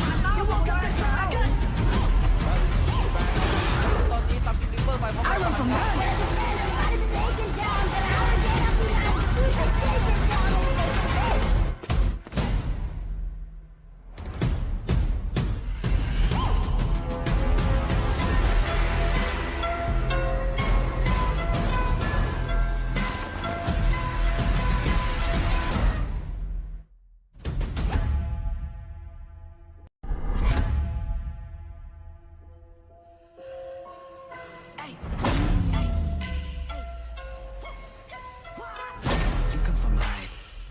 Now you see me rise.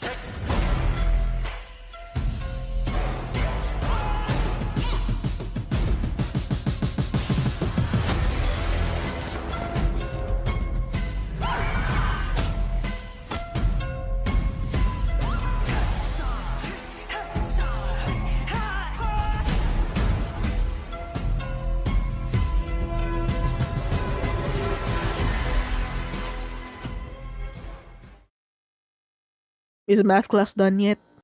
Because Redman, and beside this gaming just got back, and we're here to hang out with y'all. Gonna go back here beside this gaming. So, beside this game, what do you think we're gonna expect from our leaderboards? Sorry, ma'am. I'm coming from canteen. Yeah, ma'am. Sorry, ma'am. Eh, Alright, it's like the just like a high school days. Mm. Sorry for the question, Brenda. So, let's talk. So, while beside this gaming breathes, let's go into the leaderboards and let's see. And we're gonna do some math problems.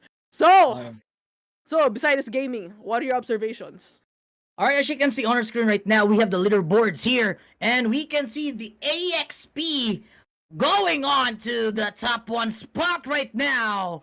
AXP Esports Eternals got the 46 kills there, but hang on quick. But we have here the 13 Esports as well, followed by a tie here on the 46 kills as well. But the Black Ops, the 151, the Jackal main here got the 41 kills out there. And Eric's Efficient got the 432, got the 38 kills. Hamtaro got the 26. Vagabonds Esports get the 25 kills, but as you can see, there's some of the teams climbing up the ladder right now, going up there on the top 6. But Proceed here on the Beta Executor got the 23 kills. AOB Esports got the 22. Pre-RO Gaming got the 19. Lacaray Gaming got 18. Arcanum Esports 40s got a 16. ABC X Mystic got the 13 kills there for our top 1 to top 12. And let's proceed to the top 13, Redman Gaming.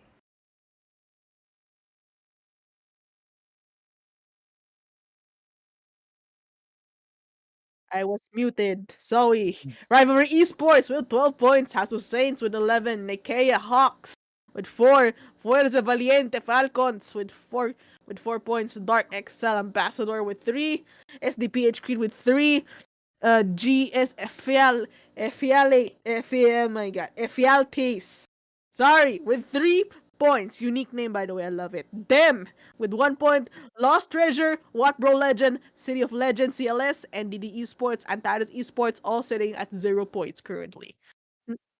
And now, I like what I'm seeing here because the irony of AXP Eternals getting skimped out on the first rotation that they won, and then look at them, they're up on the leaderboards, and rightfully so because it's clear how they were able to manage Blackout, the terrain, how they're able to manage the kill side and the passive side of playing Battle Royale. So going in is gonna be isolated again but in first person perspective. So besides gaming, what should we expect? I'm expecting the teams will be struggling a bit, but some players will be quickly adopt the FPP mode. But I usually play I usually play TPP. Then going on to the FPP mode, will be struggling about the site here because we can see a lot of differentiate of the TPP and the FPP will be a lot of huge gameplay for the TPP against or different from the FPP. I do agree there, right? Yeah, because in FPP you have serious nerfs when it comes to your vision that you can't see someone from behind as quick as you could that in FPP. So in FPP, just imagine you're playing multiplayer with a big map. That's essentially what it is. So speaking of which, I like how the transit line is. It's fairly straightforward, just balanced from west to east, north to south, and yeah, nothing much to it. And so far, we've seen no team land in New Vision City, and well, I think it's safe to assume Black Ops 151 going for the Jackal play once again. So yeah, besides gaming, let's That's get right. That's in right. to the news. All right, as you can see on your screen right now, we have the teams already landed here, but let's wait for our director's cut right now, going on to the first engagement here for tonight. And we can see there some of the teams already cooking some guns or crafting some guns right now. And choosing some good guns here right now. And welcome back here for our screen right now. We have Jablo here for the rival, and we can see a lot of players right now going onto the blurry side here. Redman Gaming, what can you say about that one? Ooh, it's quite a breath of fresh air, really, going into first-person shooter after getting some third-person action so far. So yeah, they secured some loot for themselves. Yeah, good enough. That's gonna be an what I believe is an RPD and a Pharaoh. So they're gonna go further away. It's gonna be a good deal for them. And rival Diablo, we haven't seen much of them lately, but I think this might be their time for them to shine if they play their cards right. So they're gonna go in for some loot.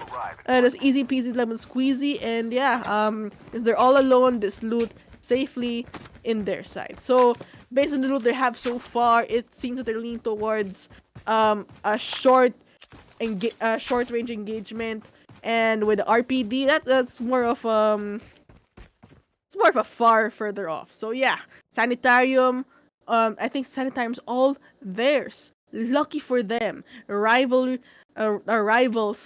lucky for them. They got Sanitarium's all themselves. Good loot indeed. And we can see there, Jablo got a good look indeed there, but we have some of our teams already getting onto the dog tags right now on the other side of Redman here. And we can see Jablo.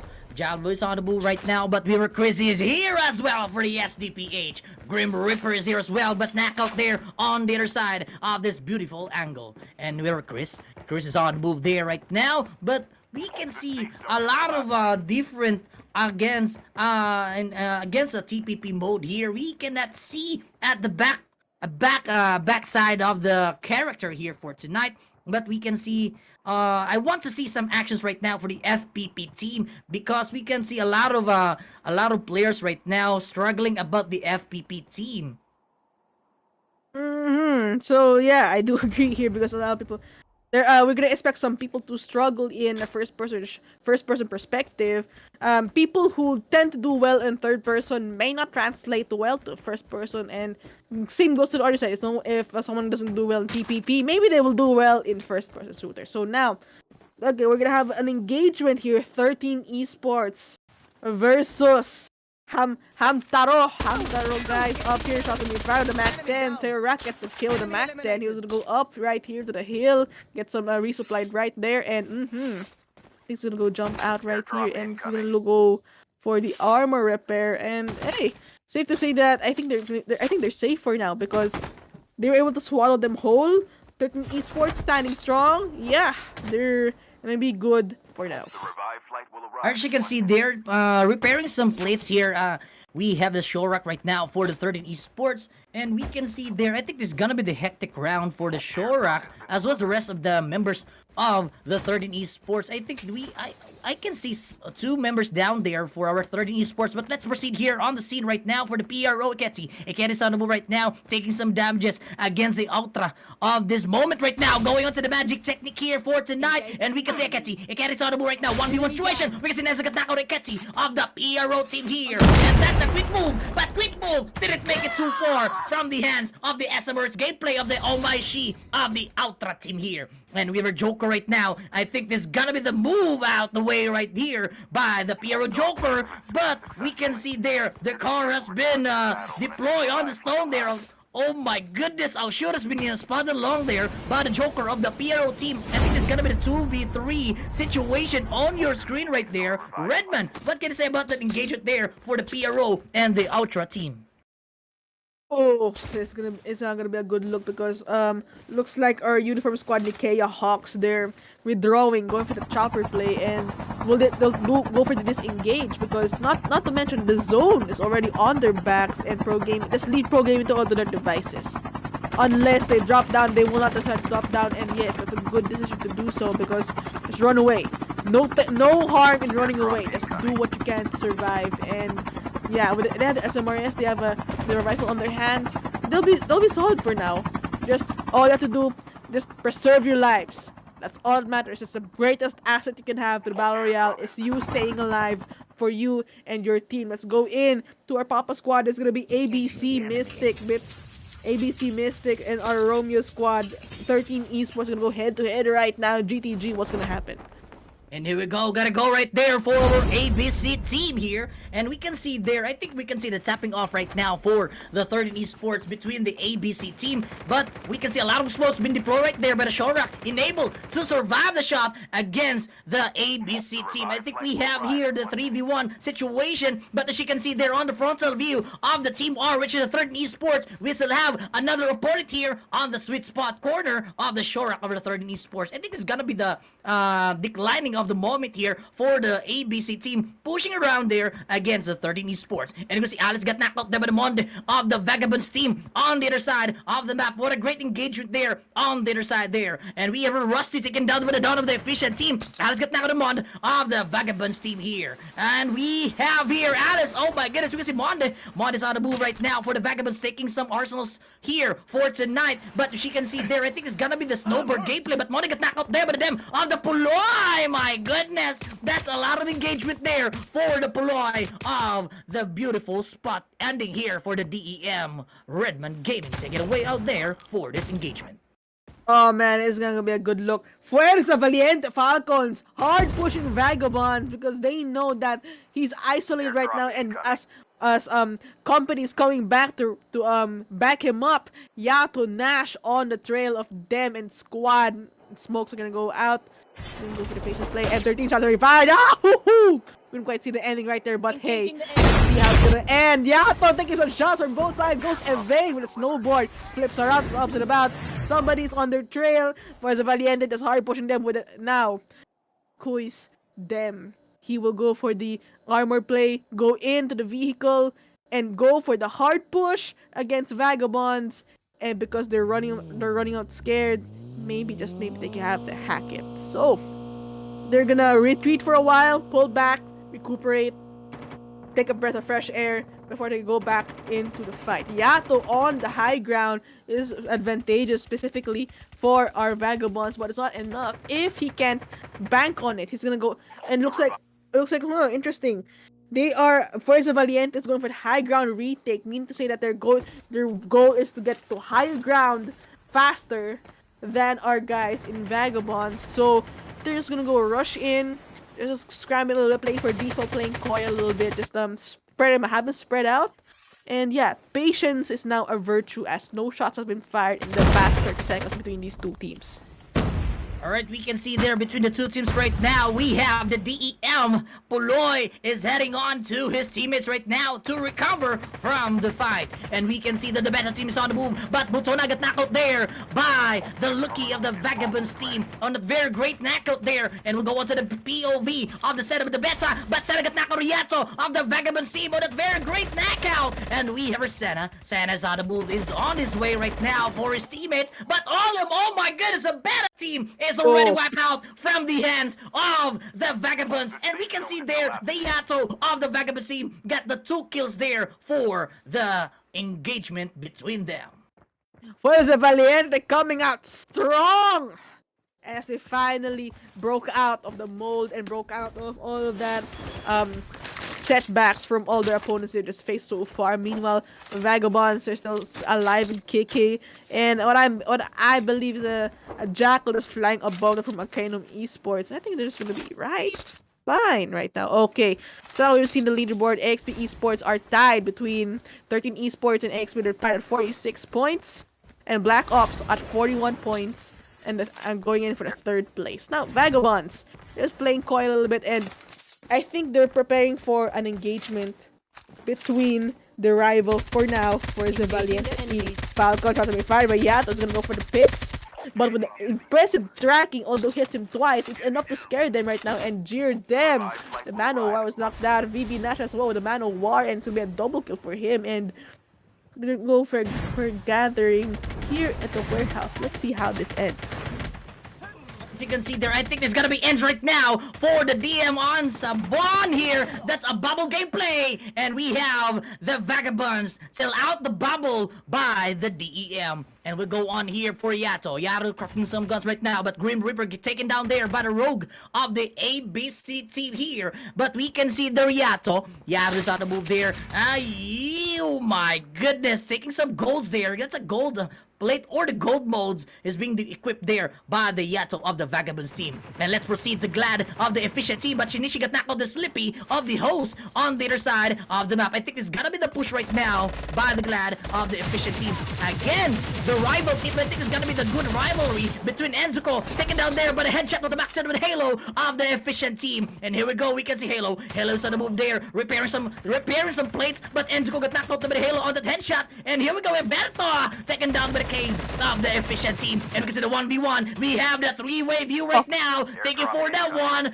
Director Colix Gaming. And we can see Diablo taken down there by the Glad of the Vagabonds on the other side of the map. And we can see there, the Glad of the Efficient team going down for real out there for that mess out on the team here right now. Redman taking away right there on the 3-way view. Oh wait, there's more not rivalry esports have to worry about. They just call them home, but 2 more squads are on them because Sanitarium is a big spot to be in, and not to mention the loot, precisely beautiful. Now, Dark Exile, they're gonna go. They have a chance on meeting NRX 432, but I think they're gonna go evade. They're gonna go push back a little, retreat. But not to mention the fact that NRX 432 has the height advantage, so the risk of them being sniped really high.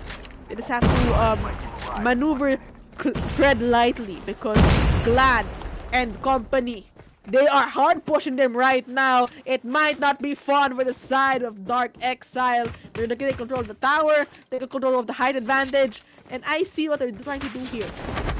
Get as much angles as you can to cover and go charge them. Look for the opportunity to do so, and look at that. Glad got some picks over a guy from Vagabonds, and Yato with a grenade will try to get them off with a grenade. And I hope it lands right here because it's really impressive. It does.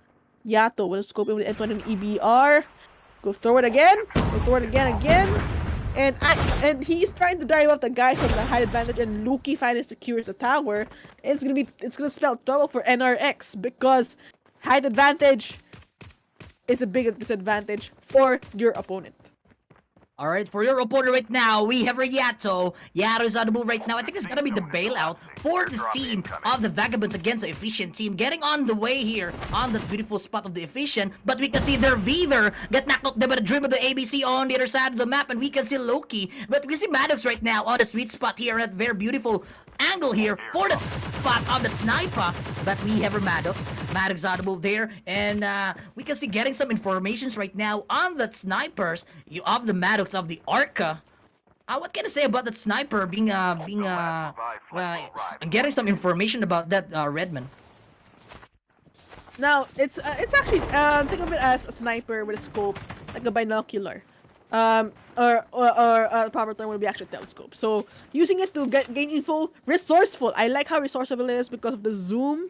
It's enhanced significantly, and which it looks like some guys from NRX are having a run-in with a Rivalry Esports, and Rivalry Esports, there's still a problem because they just ran into them a while ago, and Nezuko will go for the zone play, and without his duo behind him, Dawn with EPS Dawn will go for the zone as well. He's gonna go just running up that hill. No, really, he is running up that hill, and there you go. HTR Montoon is gonna be It's gonna be a close run in, but let's go with Black Ops 151. Looks like they're complete. There's no Jackal in play. Huh. That's interesting. We can see there. Did you remember about the Jackal once again?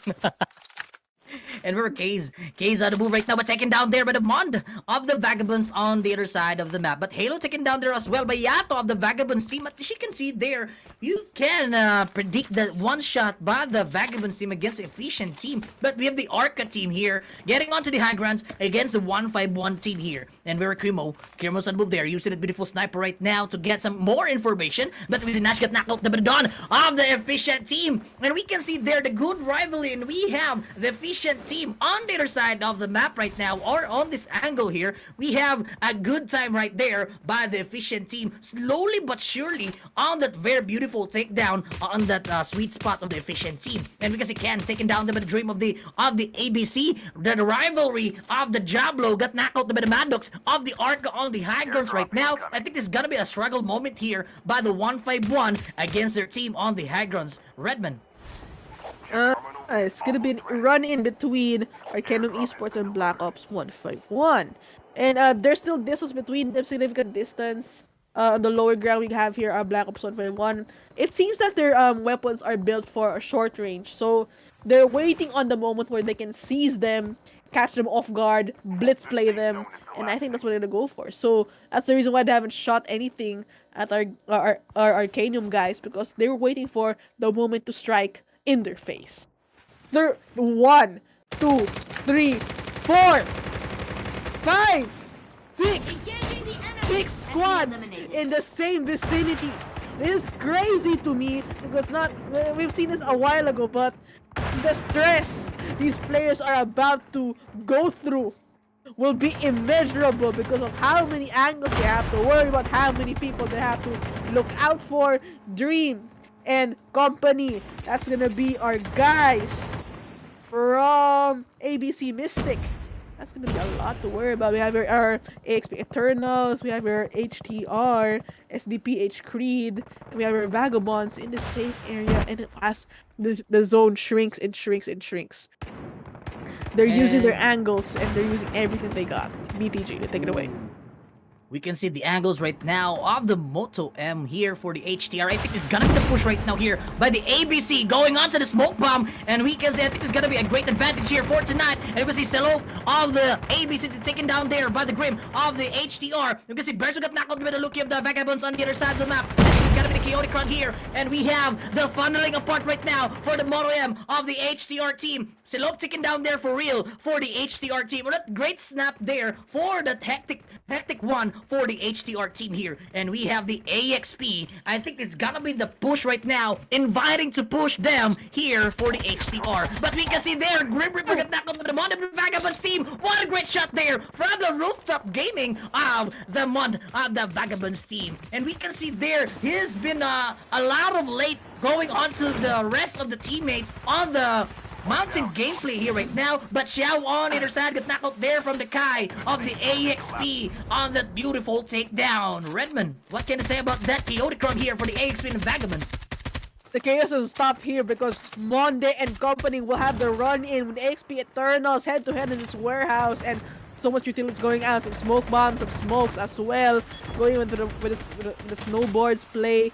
He's gonna go try for the short range close. Shots are being fired wildly through the smoke, and man, the numbers are getting thinner and thinner and thinner as more people go down, and looks like Vagabonds Esports, they've come alive and got XP Eternals whole, and it's gonna go down for 3 squads. Hey, Luki got run and go by ABC with Jack. The kill 1-for-1. The 1v1 situation is between VB and Dream, who will get this out in the bag and who will finally get the victory royale they both want badly. VB Monde securing the high ground, not letting him go. He's gonna throw in the smokes, go in. He knows where Dream is. He's gonna go out for the zone for a little bit, go for the surprise takedown for Dream. Go inside. He's gonna go for maneuvers. He's gonna go for defensive maneuvers here. The fact that he's secure, just holding on to the high ground, is extremely smart of him because he knows that he needs to go up to have an advantage or risk getting shot at from below. So keeping it up from that high ground, smart of him. Shot to be fired right now. Oh man, it might end up batting for one of them. But the question is, which one, Dream or Monde? And it's gonna be, oh, Snowman thinks shotgun, Bizarro all the way. Oh my god! And man, what Oh an my upset god. right here! Vagabond Esports on the rightful place on the throne. They're finally back after some dry spells on the 3 rounds they've had. GG, intense 1v1 situation. Vagabonds on top. Woo! That's it. The Vagabonds on top right now. Oh yeah. That's the team that I'm talking about right now. I think that team will be rise up for this round 3. What can you say about the round of the Vagabonds? Huh? Yeah.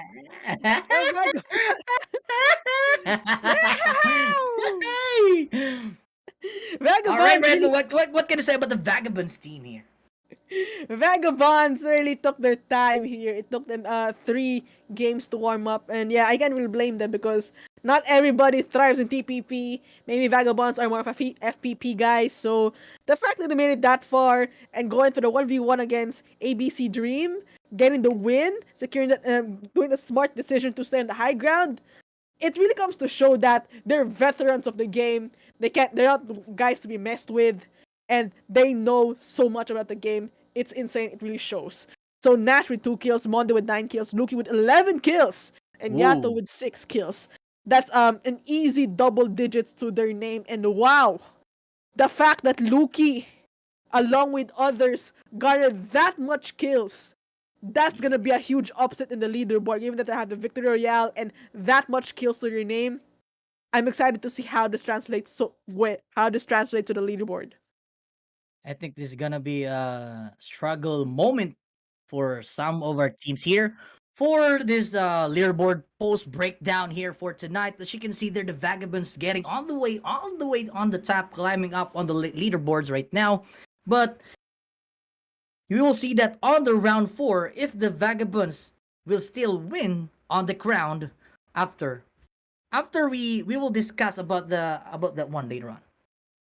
So yeah, we've seen here now Vagabond struggled in the black. Didn't really struggle in the blackout map earlier, but they didn't exactly place well. So let's see how Vagabonds will go in first person perspective, and let's see if the other teams are hungry to get the top 1 spot.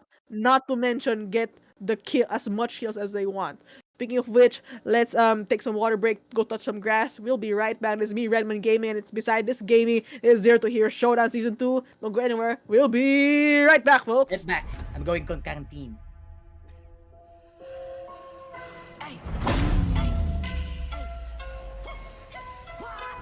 You come from high.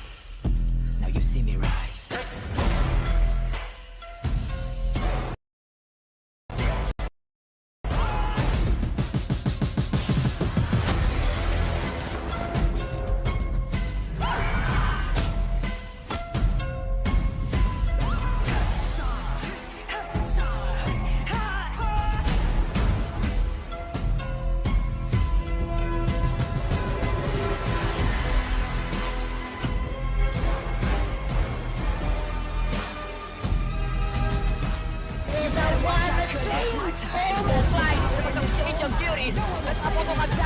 Kasi bertemu dengan sini sebelum kau dapat kesalahan.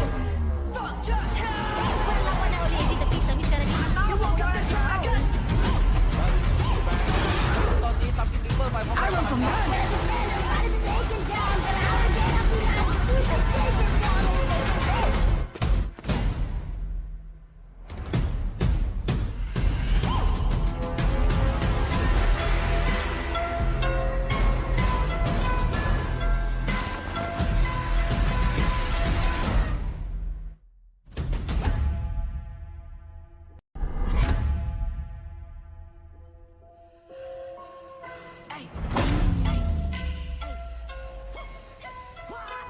You come from high. Now you see me rise.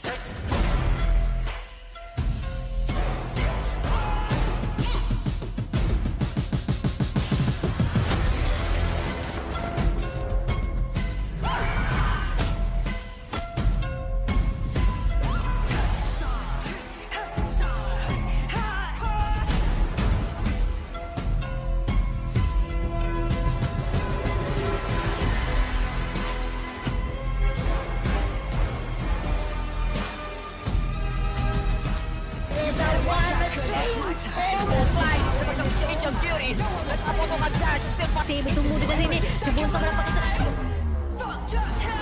Berlawan oleh Easy tapi sampai sekarang ni.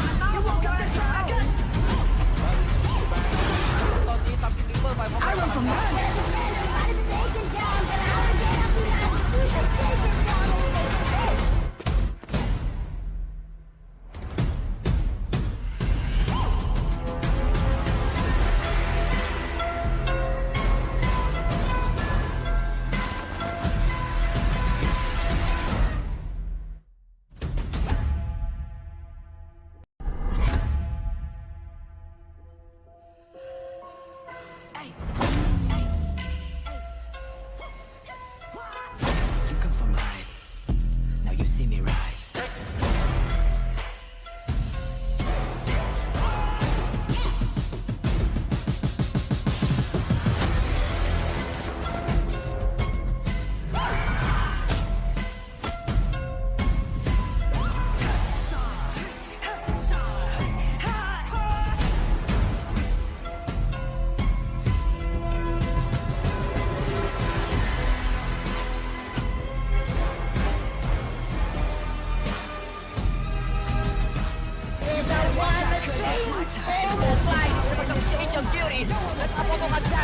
Kasi bertemu dengan sini sebelum kau dapat kesalahan. Berlawan oleh Easy tapi sampai sekarang ni.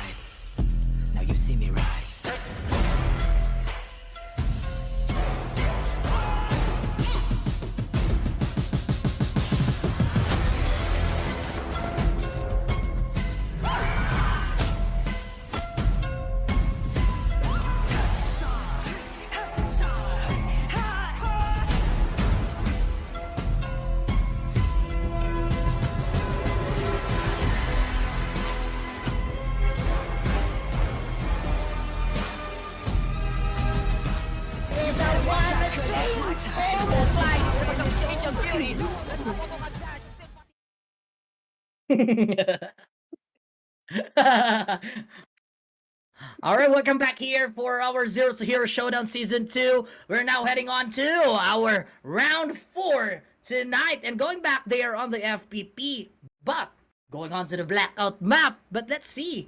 Let's see the Vagabonds will still hanging on his crown on the round 4. Redman, what can you say about that, Redman?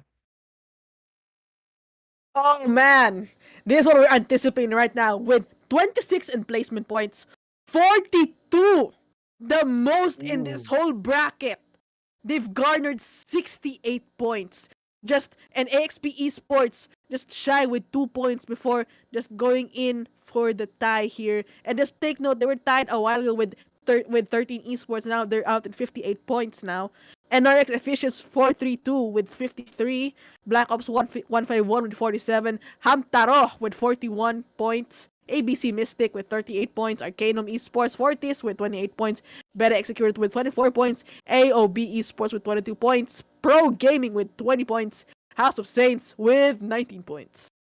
And proceed to that one. Redman, we can see the rank 13 right now. We have the Luckray Gaming. Oh, got a 13 placement points out there. A total of points, 18 points. Rivalry Esports got a 17. Dark Exile Ambassador got a 7. And SDPH Creed Freza Valete Falcons got the 7 kills. 7 total points as well there for the 3 rounds a while ago. We can see there the GS affiliates got the 6 kills or 6 total points, and we can see DEM 1 point, Lost Treasure with the 0 point, What Bro Legend 0 points, City of Legends 0, NDD Esports 0, Enterus Esports 0. But as you can see there, 21 to 25 got the 0 scores. You will need some scores enabled to come up highest hour, or will come up to the leaderboards. Red, what can you say about the 0 scores? What kind of strategy they will use to it right now?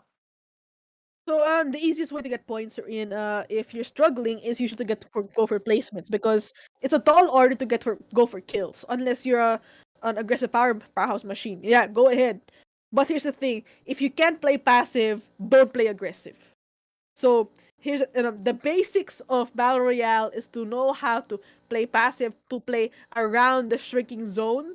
So if you're able to do that, that's the basic fundamentals. You have the chance of breaking through the 0 point drought you're experiencing. So I want to see how these teams will push through, use their passivity to their advantage, and don't prioritize kills. If you're not doing well in a tournament that has kills and placements, don't prioritize kills, because it will just affect your placement. It might not be doing well for you instead. So let's talk about our top 3 Vagabonds with heavy on the kills.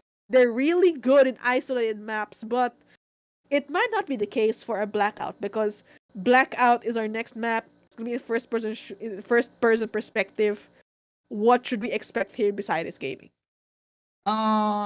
We should expect some of our teams as well struggling about another round for the FPP, but I want to see some actions about the Vagabonds team if they will get the chance to make it to the top 1 spot again here for the round 4. But I think I have small information about that one. They're struggling about the blackout map. As long as they're on the blackout map, the kills will be gonna be low scores or low kill points. But instead on the other side of the isolated map, they have the chance to make it to the top 1 spot because they're practicing a lot in isolated map, Redman. So not to yeah, I do agree here that they're more proficient in isolated, but there might be a reason why they're struggling in blackout. It might be because blackout does not favor the aggressive. They favor the passive because of how big the map is and how much angles you have to worry about if you're exposed. So here's the thing.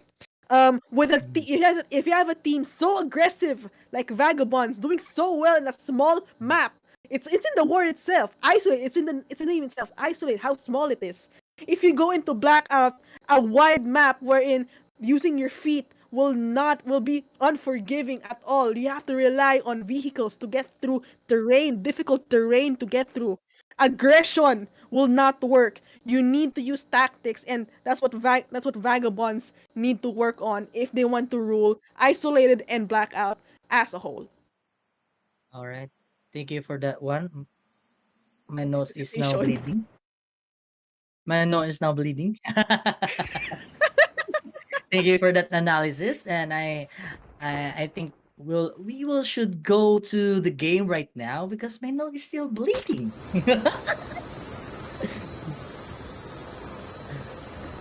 So we're All right, going as you can see there, we have the blackout map going onto the FPP mode. Thank you for that one, Director Colix Gaming in the house right now, and we can see there.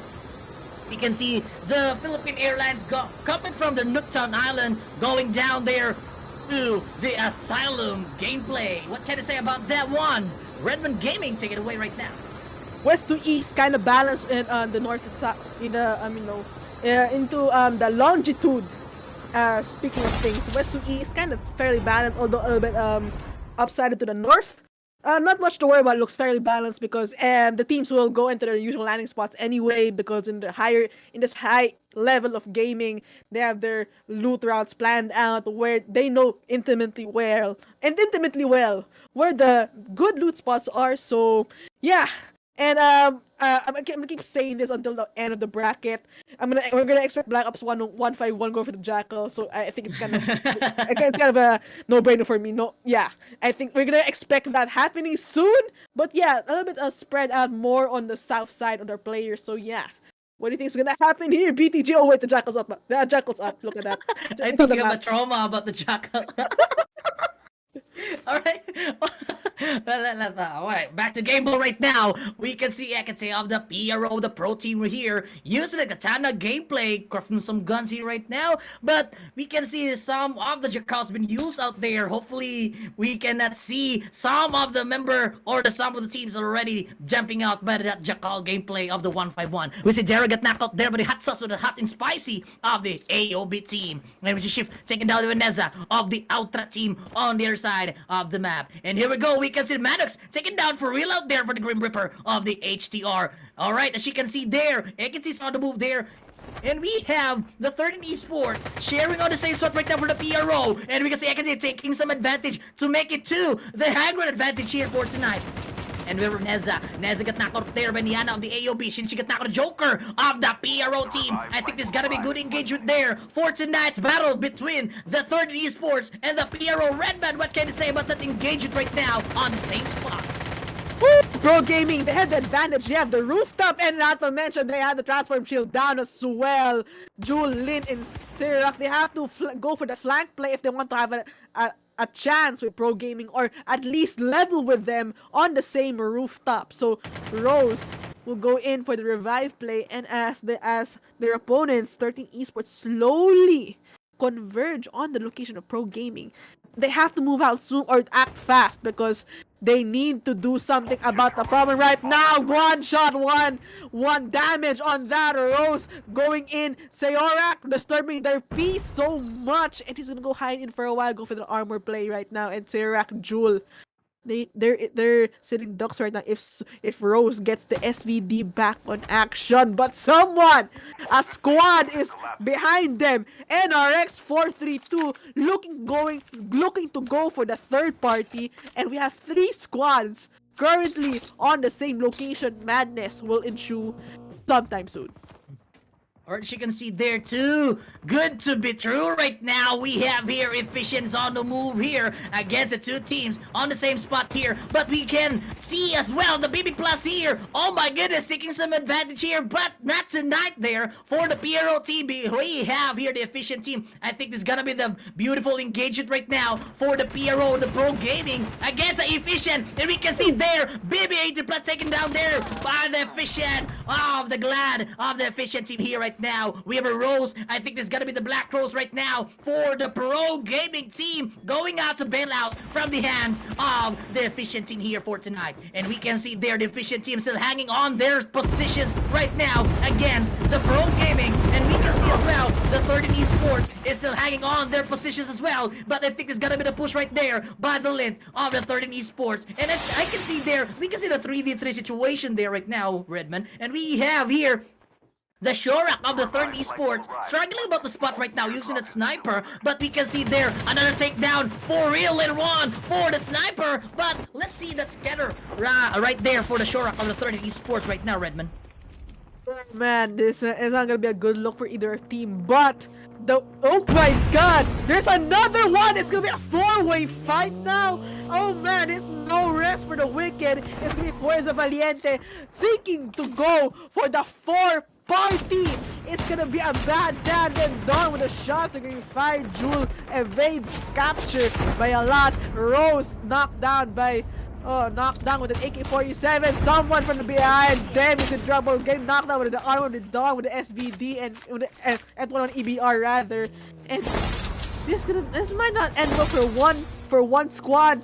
And looks like our Fuerza Valiente, they're gonna hop into the car, go bye-bye. We're gonna go on a road trip and see ya later. And they just another squad in their vicinity. I'm not quite sure what their plan is here, but the best call here is to disengage. Why?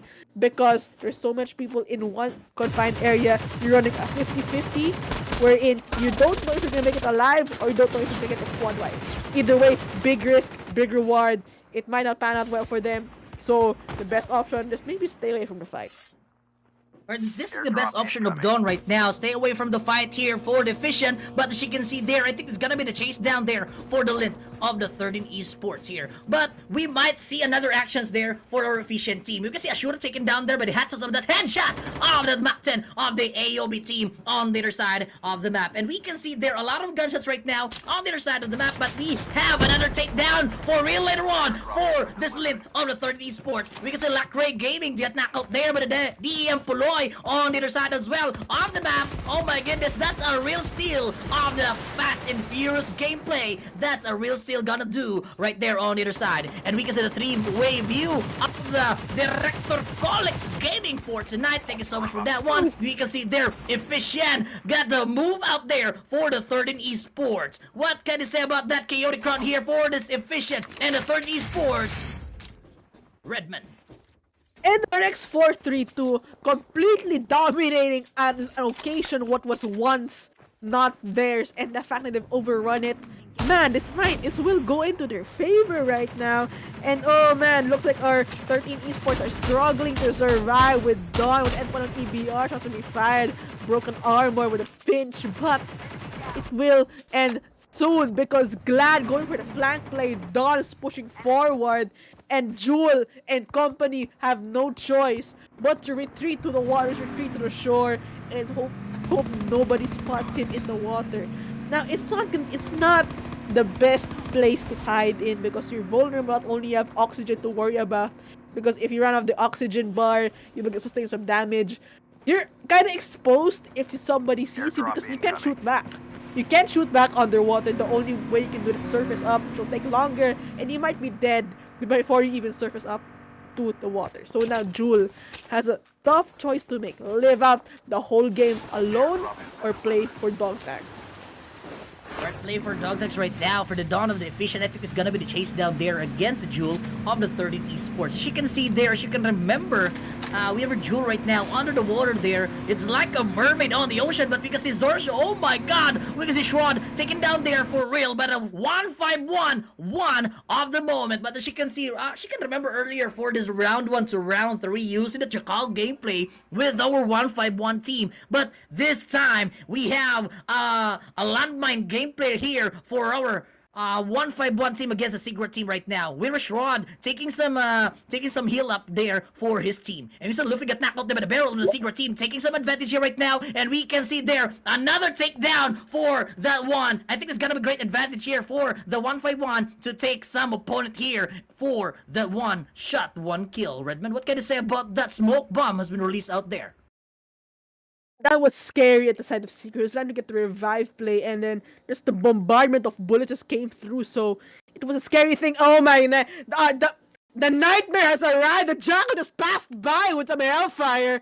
I won't stop about talking about the jackal because hey, it's just unexpected. It's the same pilot, 1511. It's the same guy. He's gonna go again. He's gonna go zip by again against Sigra. Sigra will not know what's coming to him, and he just flew by with the bombs dropping. He's gonna go evade a little bit. He's gonna fly up. He's just like he's like a one-man Air Force. The bombardment has continued. And that's it. He's all alone. And oh man, you're gonna go in to our AXP Eternals and our Vagabonds to see how they're doing. Oh man, what a great what a great knockout there coming from the Jackal gameplay once again of the 151 team. But let's proceed here for that beautiful spot right now with Kai of the AXP team. And we can see a bunch of teams is heading on towards by the AXP, but Yato taken down for real by the Kai of the AXP team. I think there's gonna be the push to push right now by the Kai of the AXP against the Vagabonds team. I think the Vagabonds team going on to the push and going on to the zone here and funneling about there for the Kai of the AXP team. And we can say I think it's gonna be the 2v1 situation going on to the bridge gameplay or the real gameplay for this one. And we can see there, and I think it's gonna be the smoke, and we have here the smoke bomb has been released out there from the Kai of the AXP, and Blue got knocked out with the Viper of the AXP team. And they going down there on the tunnel gameplay, and we say, look, hey, oh my goodness, it's a bad decision going down there on the tunnel gameplay against a headshot of Kai of the AXP team. Back to you, Redman. What can you say that AXP kill on that Vagabonds team? Oh man, the last survivor Vagabonds had no choice but to flee the scene before they get engulfed by XP Eternal's hole. Now let's take note that we've seen earlier that Vagabonds are struggling in Blackout, and yeah, it seems that the best play they could do is try to play solo, try to play passive, because it might be hard to go for the dog tag kill and with the right tech. Looks like our last Vagabonds guy has been eliminated from the lobby, and that's it. XP Eternals engulf Vagabonds hole, but they have another problem on their hands because slowly but surely they have another squad going in. It's gonna be our guys in red. I can't quite make who they are right now. And Latre that's Latre Gaming going out from the AMR, and oh man, it's gonna get spicy real quick. And here we go, that's a spicy move out there for our AXP team against the LCG team or the Lacray Gaming. But we have the ABC Jewel taking down that for that beautiful sniper of Jewel on the 13 Esports on the other side of the map. But as you can see there, I think this is gonna be the difficult situation right now for the LCG. We can see the AXP aggressively pushing around the corner against the LCG team. And here we go, another push around there for that beautiful tunnel gameplay right now. I think going on to the circles here against the LCG team, and we have the Kai of the AXP. Kai got knocked out there by the tulip of the LCG using that SMRS gameplay. What a great gameplay coming from that one. And we can see Berto got knocked out by the Dawn of the efficient team on that very great sniping skills on the other side of the map. And we can see there the LCG taking some damage against the AXP, but we can still taken down by the rogue of the ABC. Berto got knocked out by the Dawn of the EPS. And we have, oh my goodness, we have a sell-up. Sell-up is on the move right now for the ABC. That's a great engagement there on the tunnel gameplay. What can you say about that gameplay there, about that gameplay on the tunnel or the rail gaming there, Redman? Wow, the aggression. I love how they pushed them out so hard that they had to retreat or stand the ground and keep fighting. And yeah, let them no choice had to stand their ground. And yeah, the ending was the ending right there. And then let's go with 13 Esports and ABC. Now ABC just had their stint as a runner-up in Isolated. Let's see how it translates into Blackout Sirac. Like a marine, like a frogman, using the water to their advantage. Jewel got knocked out by Cleo. N21 EBR, he has the N21 EBR as well. He will go ashore and go for the scoping against Cal. He knows where Cal is. He's just across that river. He's just snowboarding. He will try to go for a shot. Sinks down a little bit. I like how they're approaching this because who's on the foot right now. Shots to be fired and one an EBR. It's gonna be Cal alerted right now, and they're going back here with NRX and Sigra, And another third party is gonna be Ooh. Fuerza Valiente got knocked down. The AK-47 is Ooh. outside the circle and not gonna pan out really nice for him. Halo will try to go in, secure the kill against Beryl, and there you go. He's gonna go inside, take it away, BTG. And we can see their Shrod, and we have a Halo scanning the dogs right away there. We have Shrod taken down by the Glad of the EPS team. That's a real deal out there. And we have the leaderboard right now. We have the Vagabonds Esports get the 68 points out there, followed by the AXP Eternals, or the AXP Esports got a 66, and 13 Esports got a 58 points. And let's go back to the game ball right now. We were Halo. Halo is on the move right now here for the efficient team. And we see Grim Reaper taken down there by the Kai of the AXP team. That's a great engagement there on the high ground. But as you can see, we have a lot of engagement there for the HTR. We are Frozen taken down there by the Nessink of the AXP team. And we were Viper on the other side of the map right now. Or on this angle here for the AXP team. We have our Maddox. Maddox is on the move there. And as you can see there, the zone is now shrinking on the small business of this round. And we can see Maddox taken down there. Oh my goodness, Major's taken down there from the danger zone, outside the zone. And we can see there, there's gonna be a difficult situation about the teams right now there, Redmond. Oh, okay, now that was kind of rough. And looks like AXP Eternal still complete.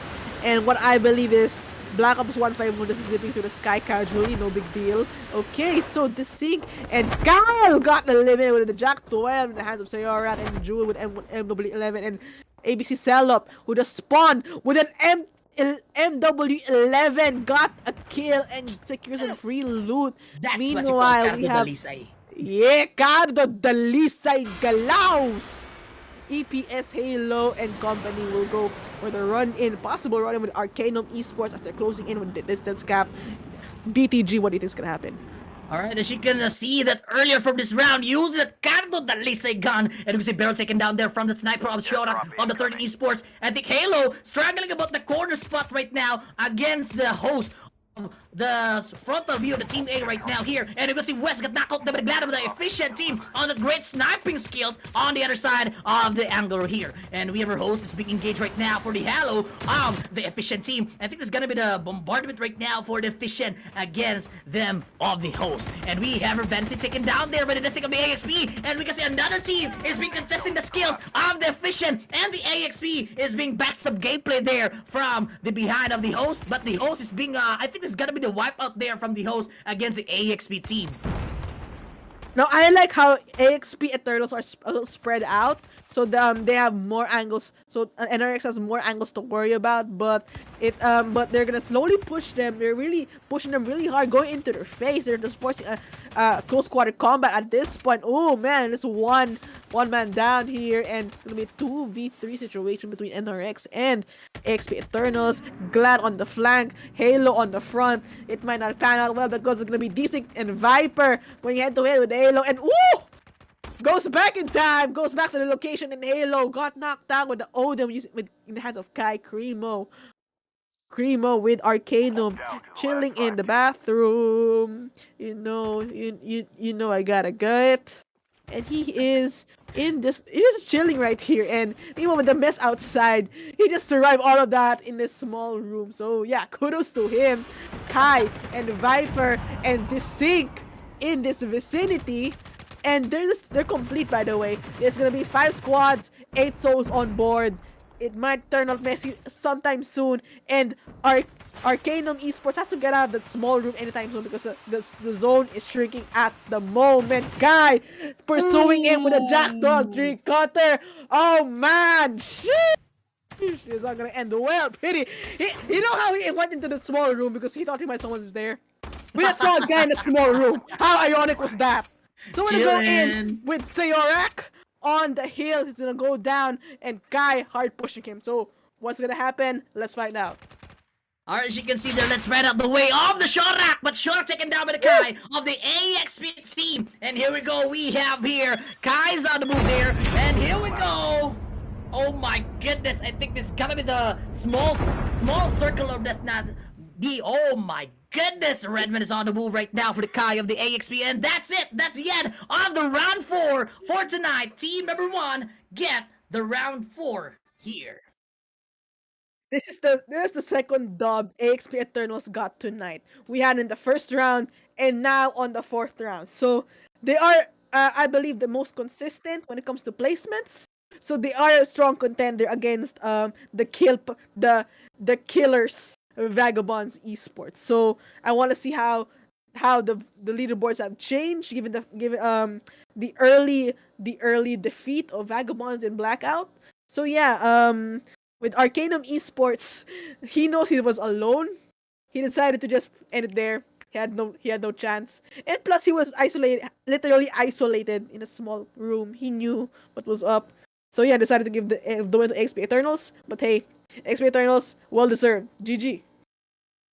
I think the AXP getting the top one spot right there for this round 4 is very struggle about them, but I can see some of the strategy of the AXP getting onto the backstab gameplay on their team or their opponent right now. But as you can see on your screen right now, we have the post game breakdown. We have Viper got to 8 kills there, as well as Sky of the AXP got 8, and we're Kimish got 4, and we're Disink got 5 right now. What can you say about that breakdown here, Redman?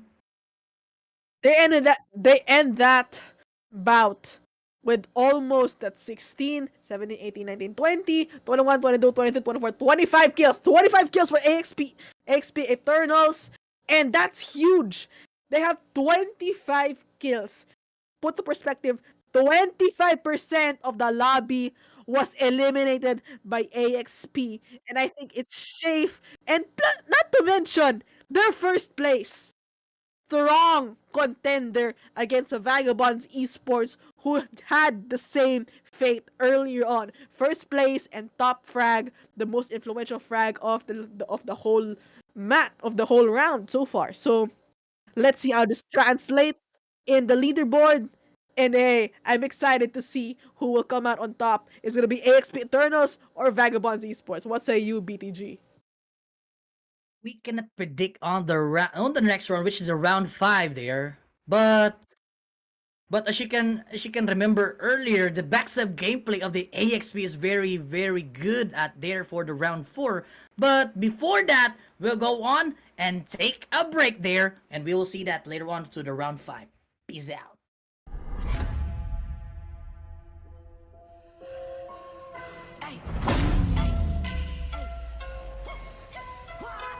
You come from high. Now you see me rise.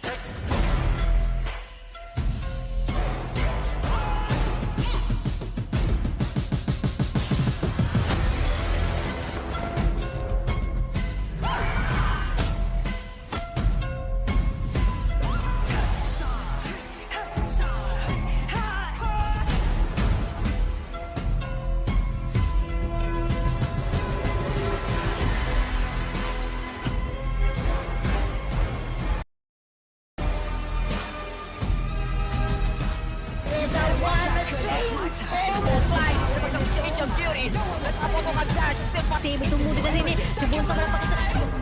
Perlawan na uli. Hindi bisa mis karena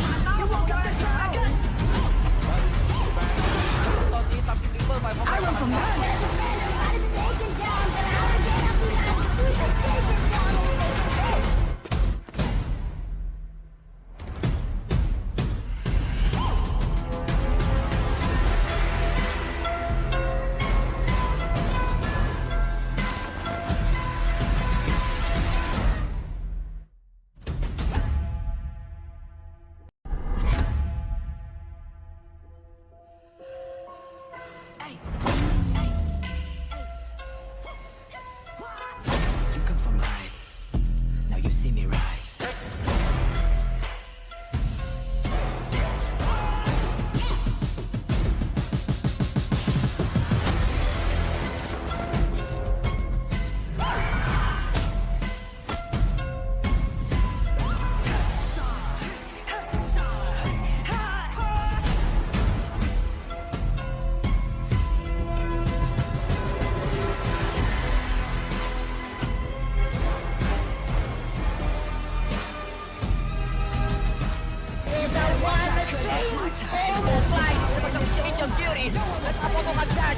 save tumulo na rin eh. Subong ka para pakisarap. Perlawan na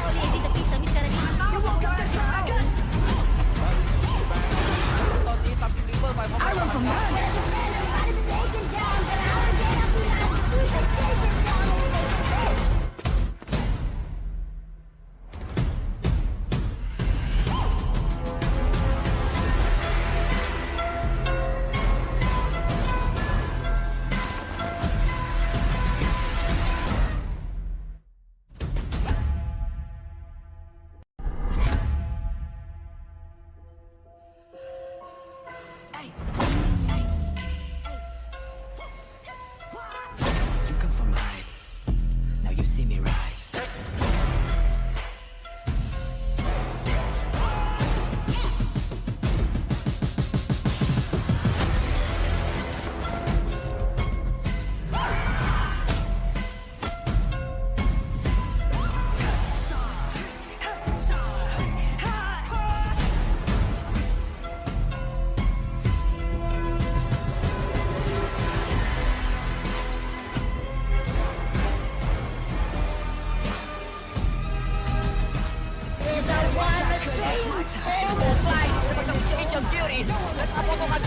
Kasi tumudo na rin eh. Subunto ka lang pakisarap. Palawan na uli. Sino pisa? Miss ka na niya.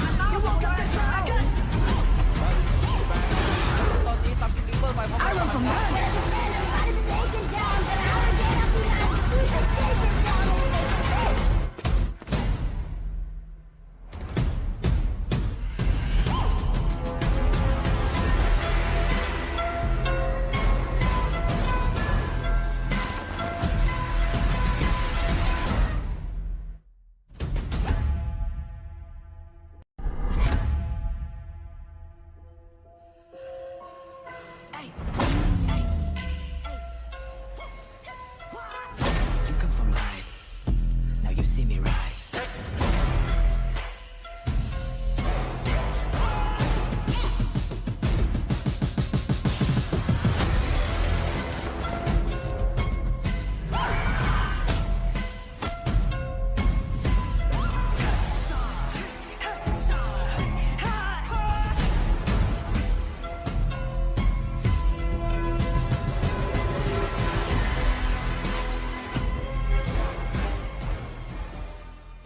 Welcome back, everybody. This is Zero to Hero Showdown Season 2. I'm Redman Gaming. With me is the great Bisaya This Gaming, and we are gonna head in to our next match of the evening. It's gonna be going back to isolated third-person perspective. Now, some players will feel at home, some players might not.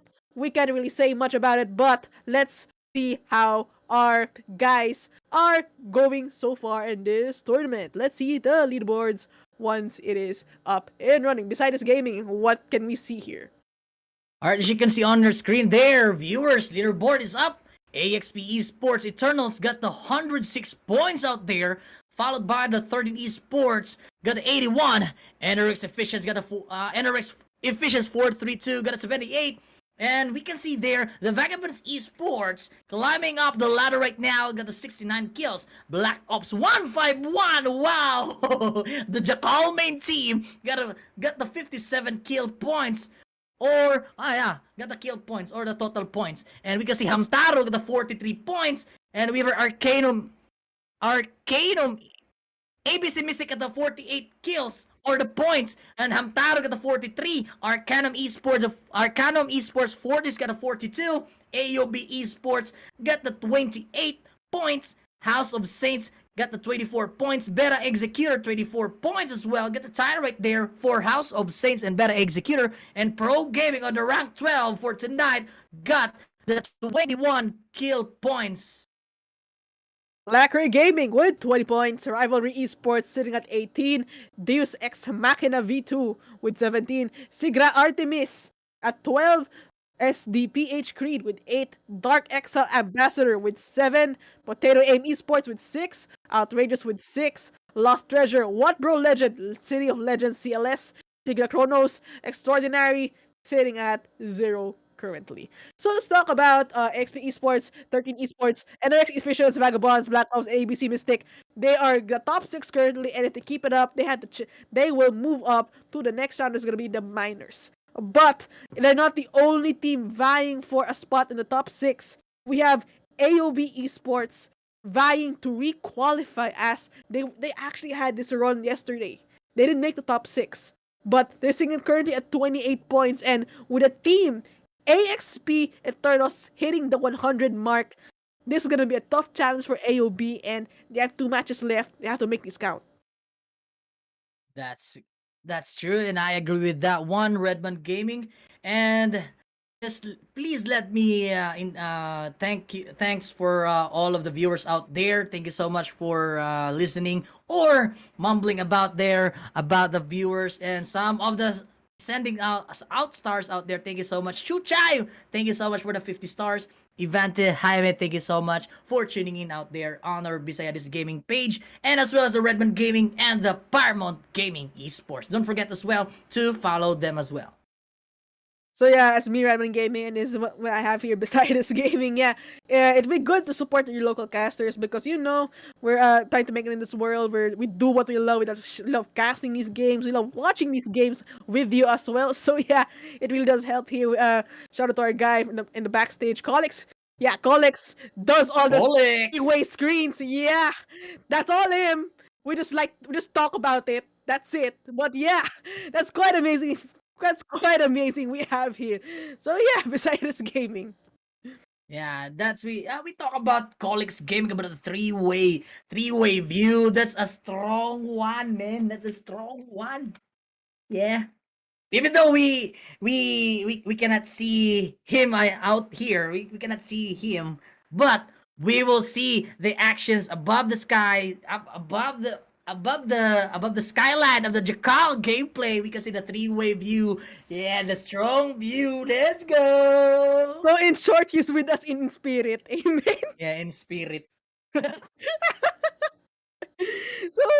he's just yes, just the spirit in the winds. Yes, speaking of the winds, where the winds are taking us back to isolated third person perspective, and the last time we went to third person perspective and isolated, it was actually ASP Eternals getting the dub. So with this happening again, how does Vagabonds Esports stack up against their favorite map, isolated, and ASP Eternals having history dominating in this map so far?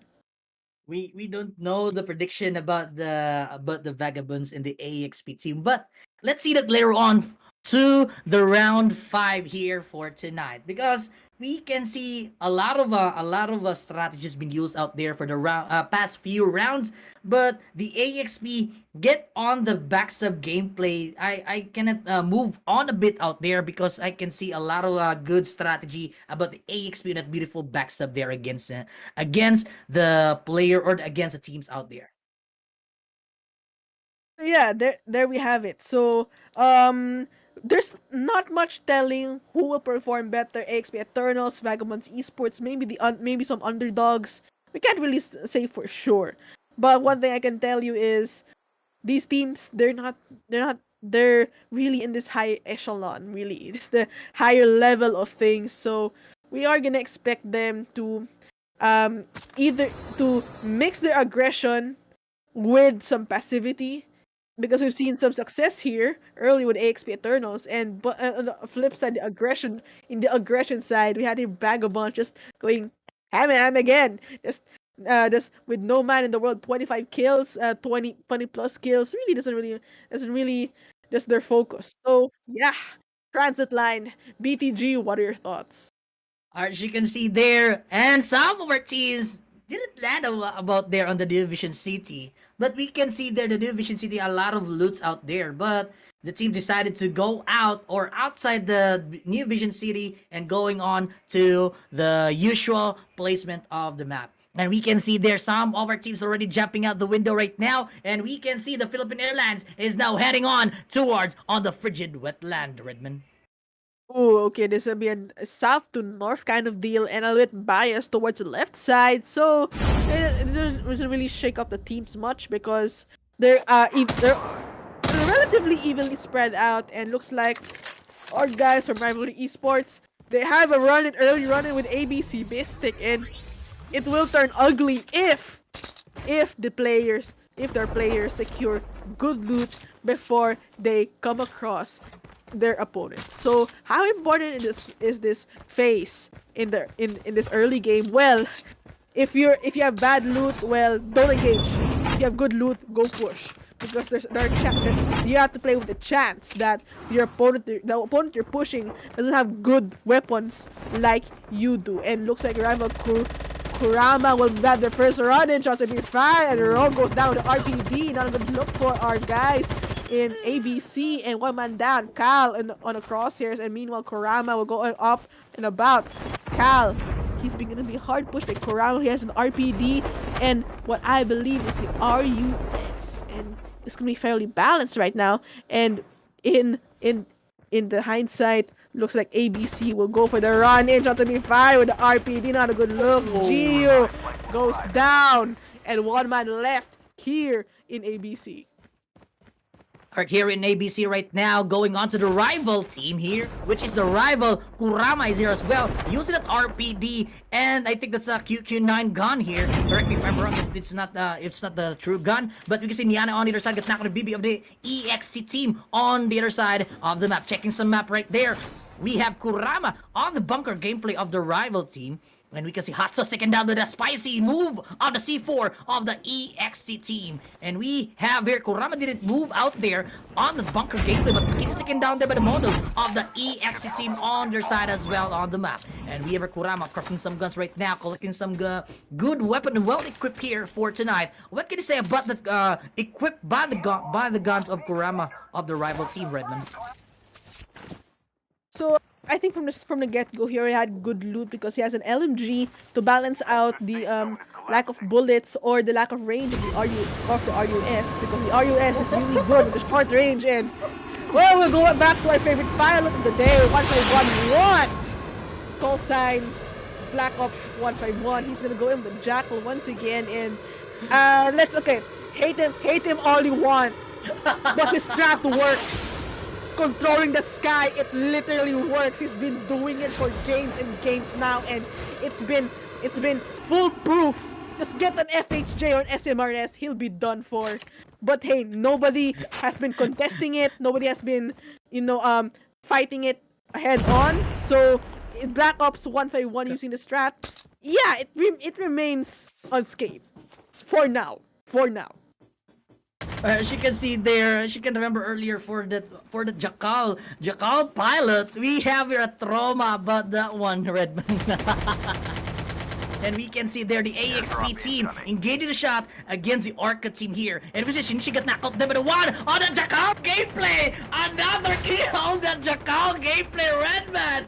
That's a good gameplay once again there for that one of the 151 team. And we have here the AXP Dessing is on the move right now against the ARC, or the ARC team is on the move. 1v1 situation, but Maddox get knocked out by the Dessing of the AXP. Dessing get knocked out by the West of the Orca team. With a headshot of the PSPH gun. Oh my god, that's a lot of engaged right now, but the Orca team managed to knock out one of the member of their opponent right now here, Redmond. Arcade Esports, one man down to their name, but somebody is gonna go contest a Latchray Gaming on vicinity right now, and it's gonna be Maddox with some decent guns into their name, and Kimish, Viper, and the rest of the company. Ooh, they found somebody here on the truck, on the jeepney, going down, and Arca Maddox, they have the high ground advantage, so it will be plausible, and they have a higher chance of winning the gunfight in this nasty three-way fight we're gonna have here. But it all just boils down to who will be more aggressive, who will have the better positioning at the end of the day. So yeah, BTG Gaming, what's gonna happen here? The Antelop's going down, and looks like Charlie squad, that's gonna be Arcanum Esports, retook the high ground, and yeah. Well, take it away. Right. I think the Arca team will be retook the high ground right now, but we have the Arca team as well going on to the bailout from the hands of their opponent right now. But as you can see, their 19th team is left out on the battlefield here for tonight. We have here West and the rest of the gang for the Arca team planning to move out as fast as they can right now on the other side of this angle here on the docks. And as you can see there, some of the members scoping around the corner right now on the docks gameplay here, Arca team. But we have the rival team. Oh my goodness, a danger zone, eating some fresh meat right now for the rival with Roberto here. Roberto's on the move right now and struggling about the zone here, and this is gonna be the difficult to drive right there for this truck. And as you can see, they're jumping out about the stone and on the rocky road here for tonight. There's gonna be the difficult situation there for the rival team, Redmond. Roberto and company will have the 4x4 here, but let's go into our next squad. Hamtaro from all the way from Thailand. Charlie with the SMRS, and the Jack 12. He will just hide here in the corner. When looks like we have our guys right there. Shots on me fire with the SMRS. Ooh, gets a scratch on right there, and looks like Toyo will have to go to the second floor. He will have to go scope in. Shots will be fired. Cracks the armor. Woo! Jose with PPSH was knocked down, and it looks like it's gonna be a W squad versus our November Hamtaro. You can see there Toyo breaking some plates. Oh, Toyo taken down there from the popcorn gameplay bottom of the HTR. That's a real deal coming from the HTR team. Wow, what a big shot coming from that one. And we see Kazumi got knocked out with the case with the APS or the efficient team on the other side of the map out there. And we can see the HTR on the happy looting out there here. And we can see the map right now. We can see a lot of colorful dots there. And we have some of the members sustaining the ability to survive to this round 5. And we can see Charlie's on the move right there and struggling about the moment there, but they refuse to push. But we have here another takedown on the other side on the map here. HTR going down there for Redman Gaming.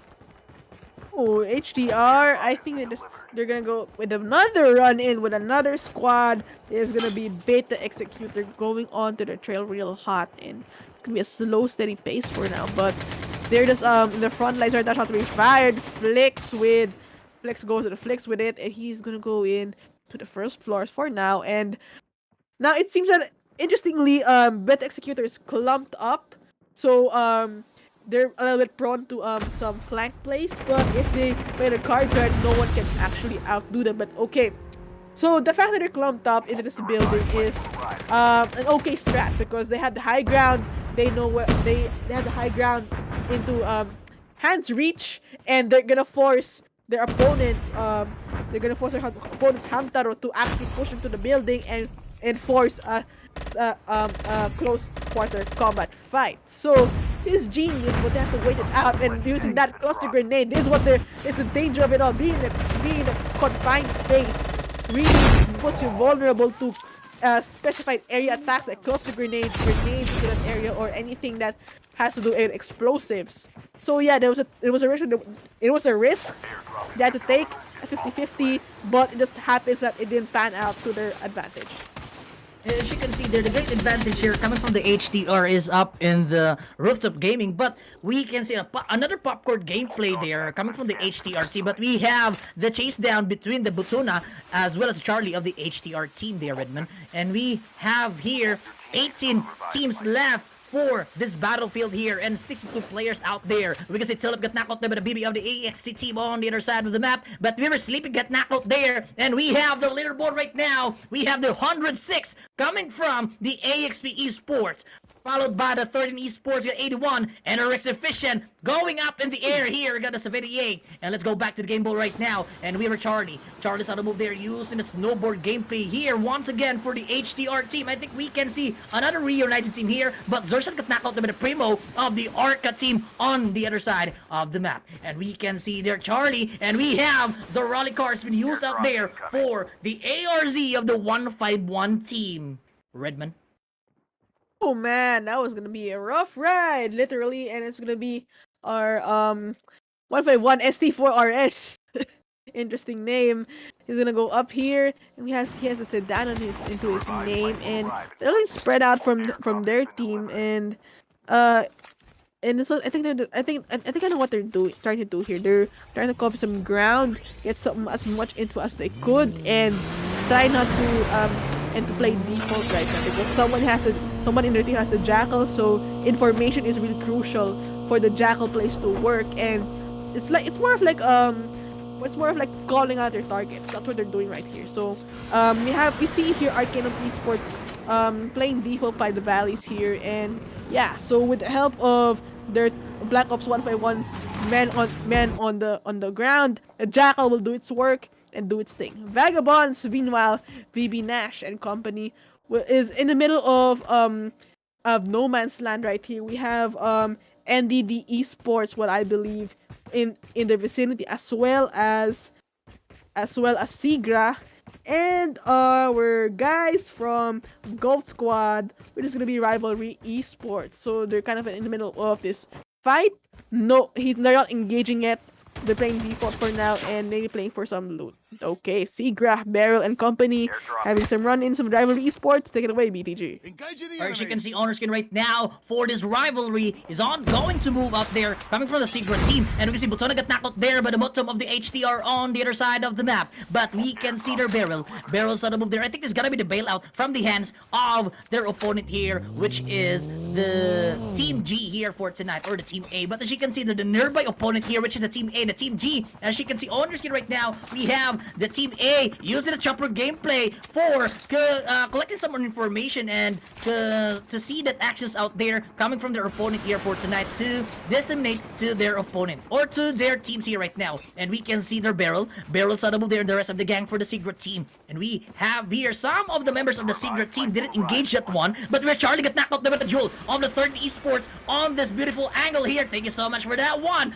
Colix Gaming, thank you so much, Charlie. Charlie got knocked out there from the duel of the third esports. Luffy got knocked out there by the dawn of the efficient team. That very great knockout once again. Another beautiful takedown with Sniper. And we consider Shorak. Shorak's on the move there inside the house here for tonight. Redman taking it away right now on that beautiful house. Wait, that's gonna be rough because 13 esports just got off from a heated argument with another opponent. As they got the supply drop, they're just gonna bounce out and recuperate themselves. Get to the high ground. You know, playing for default, playing for information for now because you have 16 squads left and 52 people left on the playing field. So yeah, it has to be more of a waiting game right now. And meanwhile, we have their pilot here, 151-1 on the windmills right now. I think he lost his jackal, so he doesn't have any loot. I think this is the interesting part. Ask the jackal driver, you don't have any loot because your only weapon is your plane. So without anything, you're kind of in this weird position that you don't have any loot, you don't have anything to sustain fly, yourself. man. Yeah, you can't fly, man, and you have to wait for a loot box miraculously to get you some loot that you can sustain yourself and join your team.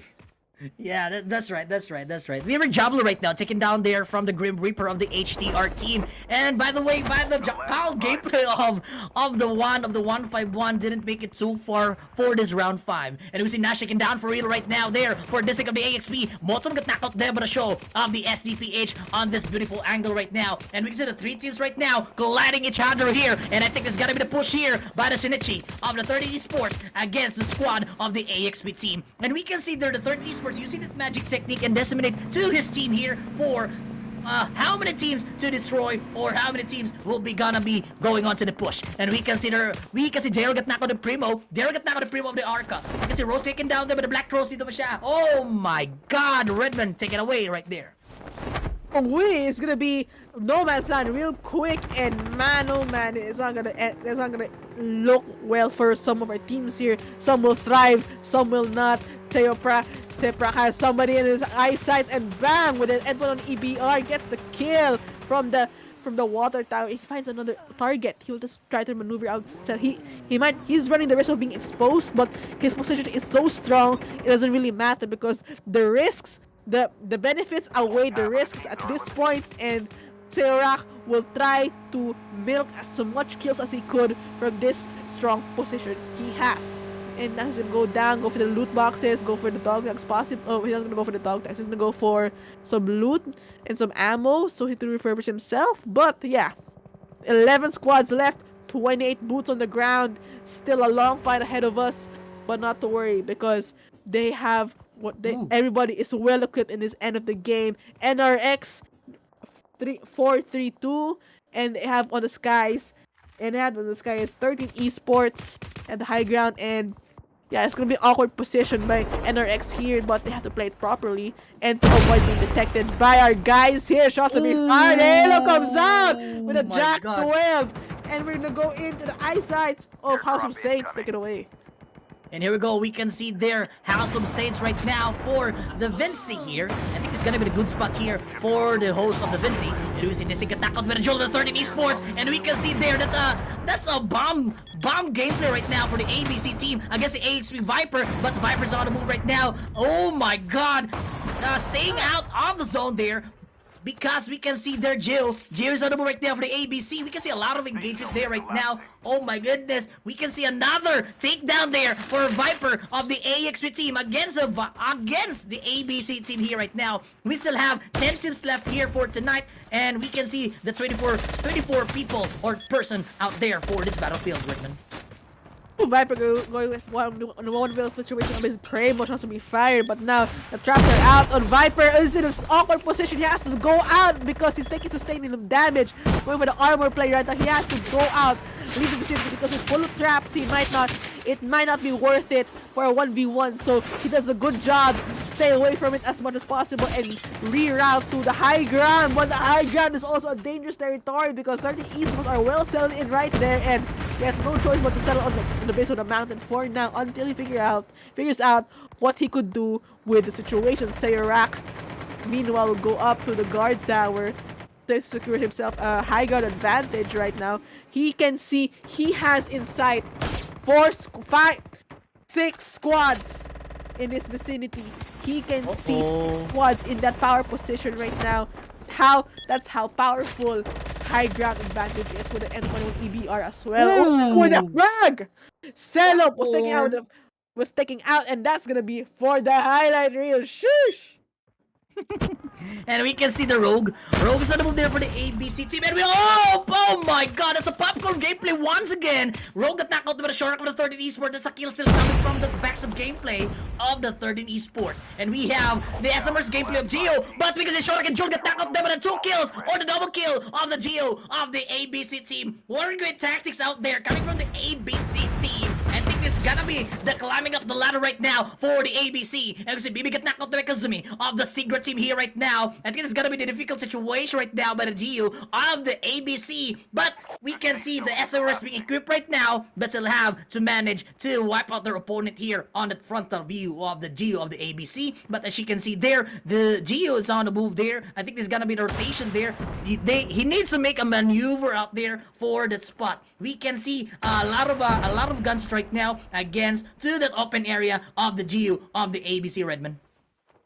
Man, we have 4 boots left on the ground. Ooh, our one. Jackal pilot just got out early, and 3 squads remain. It's gonna be a 2v1v1 situation, and looks like the man upper hand goes to Sigra, and we have to see here Viper struggling on the base of the mountain here, and Jiu on the base as well. Kazumi and Shroud have the height advantage. Gonna go give it up for now because they see somebody shot to fire, and Jiu gets out with the echo, and it's gonna be a 2v1 situation between XP Eternals and Sigra. Let's see how XP Eternals plays this card because he's all alone. Viper, he's all alone, and he's aware that there's 2 people on the side of the guardhouse. So he has a Famous and he has a Jack 12. He uses it to his advantage, and now it's just a decision of how he will play this. Will he go for the close quarter combat approach, or will he stay on this rooftop and go for the long range kills? Now he will try to patience play. All he needs is patience. Shroud and Kazumi, they're not contesting him right now, and I think he's waiting for the zone to get smaller and smaller. He's gonna force this engagement with the zone, and look at this. Behind Kazumi and Shroud is the zone. Good decision making by Viper here by staying on the rooftop here. He's gonna give it up. He's gonna go for his chances here. He's gonna play his cards right now. Viper getting over Shroud. He's trying his best to analyze the situation, but it didn't pan out. Sigra got the win. Jeez, sheesh, that is insane. Although Viper had this good idea to use the zone to force Sigra to his position, but he decided to give it up. It was a 50-50 risk. It didn't work out in his favor, but GG's to XP Eternals for that. That was good play by Viper in the making, but who hailed the victor in the end was Sigra. GG. No comment. Yeah, man. I don't have a comment out there because that's a 50-50. Yeah, that's a 50-50 win because we can see a lot of space out there coming from the AXP team, but he decided to jump out the roof out there. But we have a lot of space out there. Oh my god, that's too close, man. That's too close. It was a close fight, I do agree, but yeah, I enjoyed every bit of it, and that's the spirit of gaming, where the clutch moments.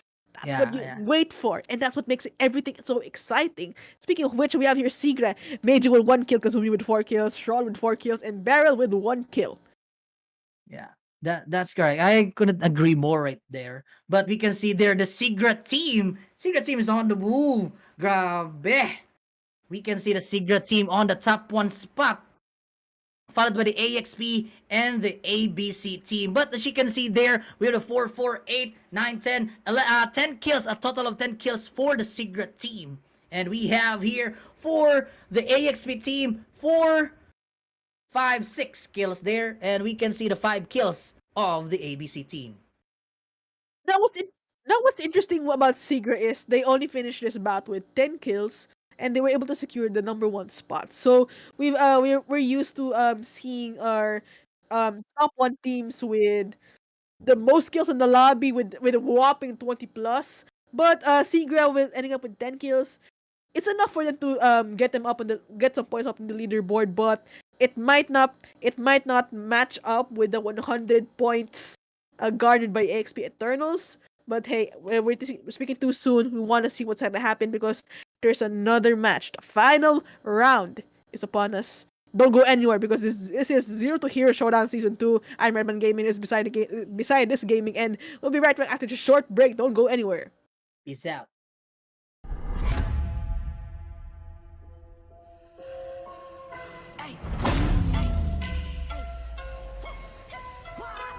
You come from high. Now you see me rise.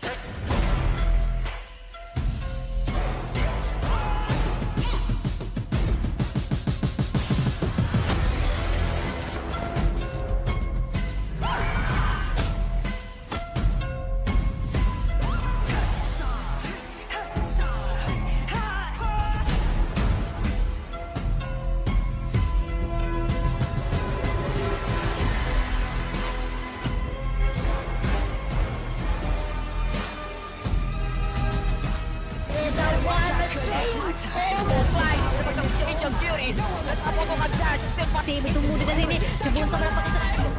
Wala na uli. Dito pisa. Miss ka na niya.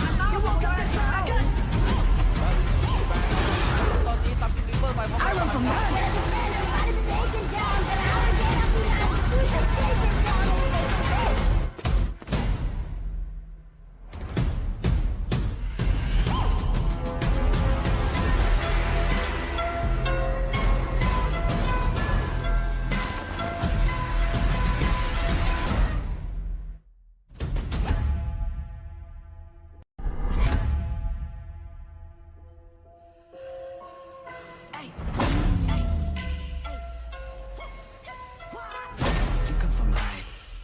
Now you see me rise.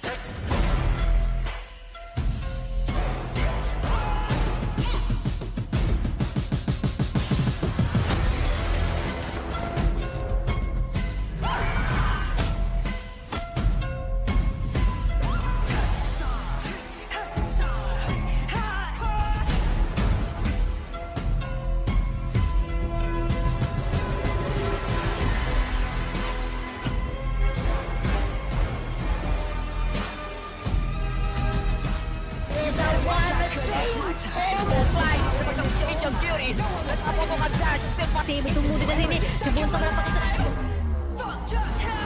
Wala na uli. Dito pisa. Miss ka na niya.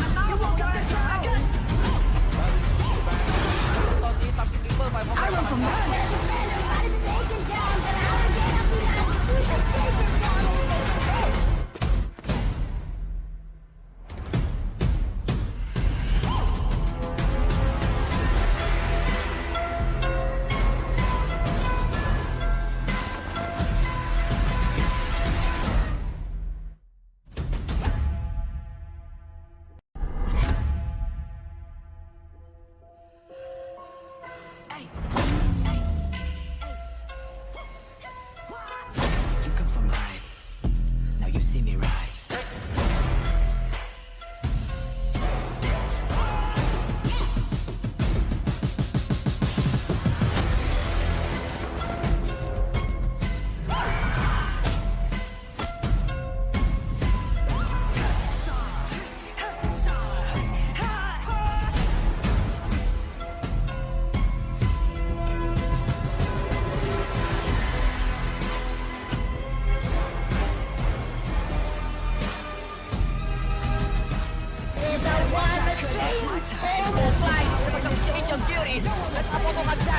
Save itong muna na rin eh. Sabuhan ka para pakita.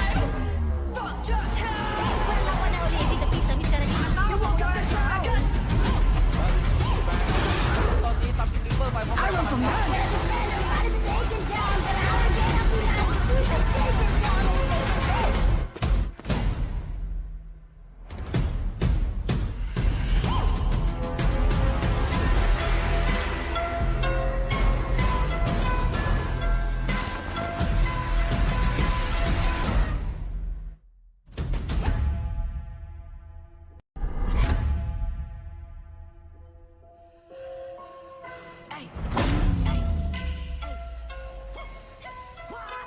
You come from high.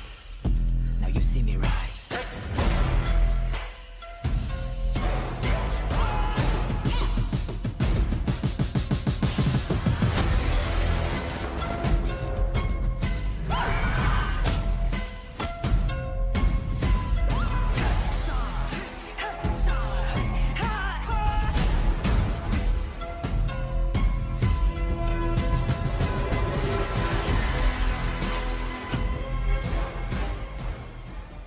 All right, we are back on live right now on the Zero to Hero Showdown Season 2. I'm Bisaya This Gaming. Good evening once again. I'm with...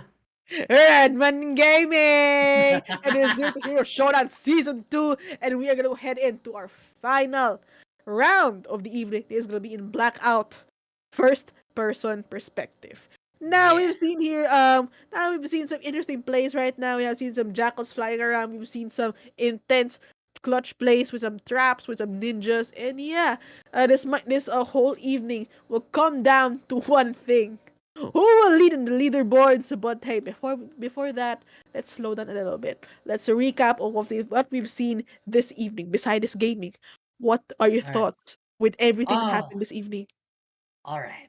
On that round 5, as you can remember, earlier for that round 5, the Jackal pilot didn't fly like a Superman under the round 5, man. As you can see there, yeah, the danger zone eating some fresh meat out there coming from that 151 pilot of the Jackal. But sad to say, that's a very unfortunate event out there for the team. All right, I think we'll go on to the live leaderboards. Redman, take it away. Hey, AXP Eternals. They finally secured themselves on the top for now Oh my god. with 57 points in placements, 68 kill points. They are now on the leaderboard, the top one spot, 125 points. Upcoming is 13 Esports with 97 points, NRX 432 with 87 points, Vagabonds Esports 73 points, Black Ops 151 67 points, and ABC Mystic 64 points. Hamtaro with 61 points, Arcanum Esports Fortis with 53 points, Secret Artemis with 37 points, House of Saints with 30 points, AOB Esports with 28 points still, Beta Executor with 25 points. And to proceed on the rank 13, Rivalry Esports got the 24 points. Pro Gaming got the 23. Lacare Gaming or Lacray Gaming got the 21 points. Extraordinary got the 21 points. Deus Ex Machina version 2 got a 17. SDPH Creed got the 13 points. Dark Exile Ambassador got a 7 points. Outrageous got a 7 points as well. Potato Aim Esports got 6 points. Lost and let's say here 22 to 25 got the 0 kills. All right, we can see there the 22 and 25 struggling a bit out here for this previous round for tonight, but we hope to see that more actions and more points before this round will be ending tonight. So it's normal to see teams who aren't in their element. So because yeah, we're all people. We have those days, but hey, Mhm. it's the there are more chances for them to Multi-placed. qualify because although it's top six, they're only getting Mm. six people from each bracket. This is just bracket E. There's more brackets to come, so yeah, they have more chances to qualify, and yeah, they really have to step up if they really want a place here in Zero to Hero Showdown into the finals. So yeah, besides gaming, All are you right. excited for our last round? Yes, I'm so very excited for our last round for tonight. But for those low in the low rankings here, 22 to 25 got the 0 kills. All right. It's understandable, but don't be upset about that score or about that points because we still have day six tomorrow when you can have another chance to qualify for our minors in our showdown. Hope is not all lost. You have That's true. you have chances. You still have chances to prove yourselves, and yeah, all you have to do is keep the grind set going. Yeah, keep the Yeah. mentality going, keep the focus. You got Mm, this. Might not be your day, but it will be your battle to win. Yeah. yeah. Okay. Just So engage, just be happy, and just enjoy. All yes. about winning is just a second option, man. Winning is just a second option. Ooh, what the view here. Yeah. You have the pier. And okay, I have the transit line here, BTG Gaming. BTG, what's your thoughts on this? What happened? What happened? Director colleagues about the breakdown going on to the post game. Oh my god. And that's it. Welcome back here for our last run for tonight for the bracket E. This is gonna be the last round. Good luck to all of the teams here to qualifying round here. Redmond, what can you say about the landing for the blackout map on the FPP mode? Interesting to see here because there is in the hydro dam there's there's a conflict of landing sites, especially here. Oh, we've seen our first casualty, Kurama downed but not yet out. Ranger was taken out with a DRH, and it seems that it's gonna be breaking loose right near, and there's a lot of things gonna happen, but they're all alone in this vicinity. I think they go for the revive, and yeah, they'll be fine for now. So they have the mansions all to themselves, some loot boxes down, and yeah, I think it was safe to say that they were able to survive 10 seconds on landing to the mansions. All right. So right now, let's go. Let's go to you, Bisaya, this gaming.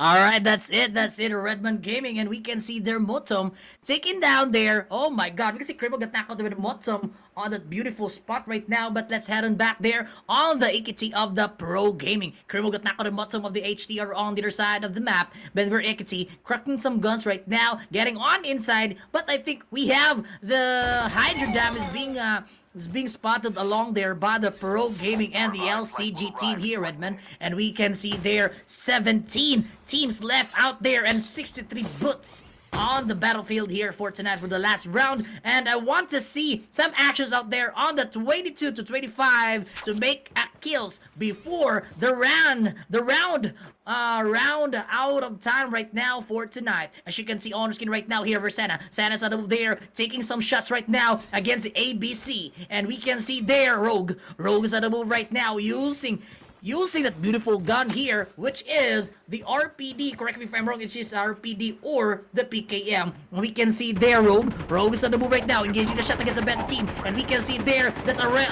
can see a lot of broke plates right there by the Rogue of the ABC team. We have Beta Sena get knocked out there by the setup of the ABC. Redmond taking it out of the way there for the chaotic crowd here on this side of the construction site right now.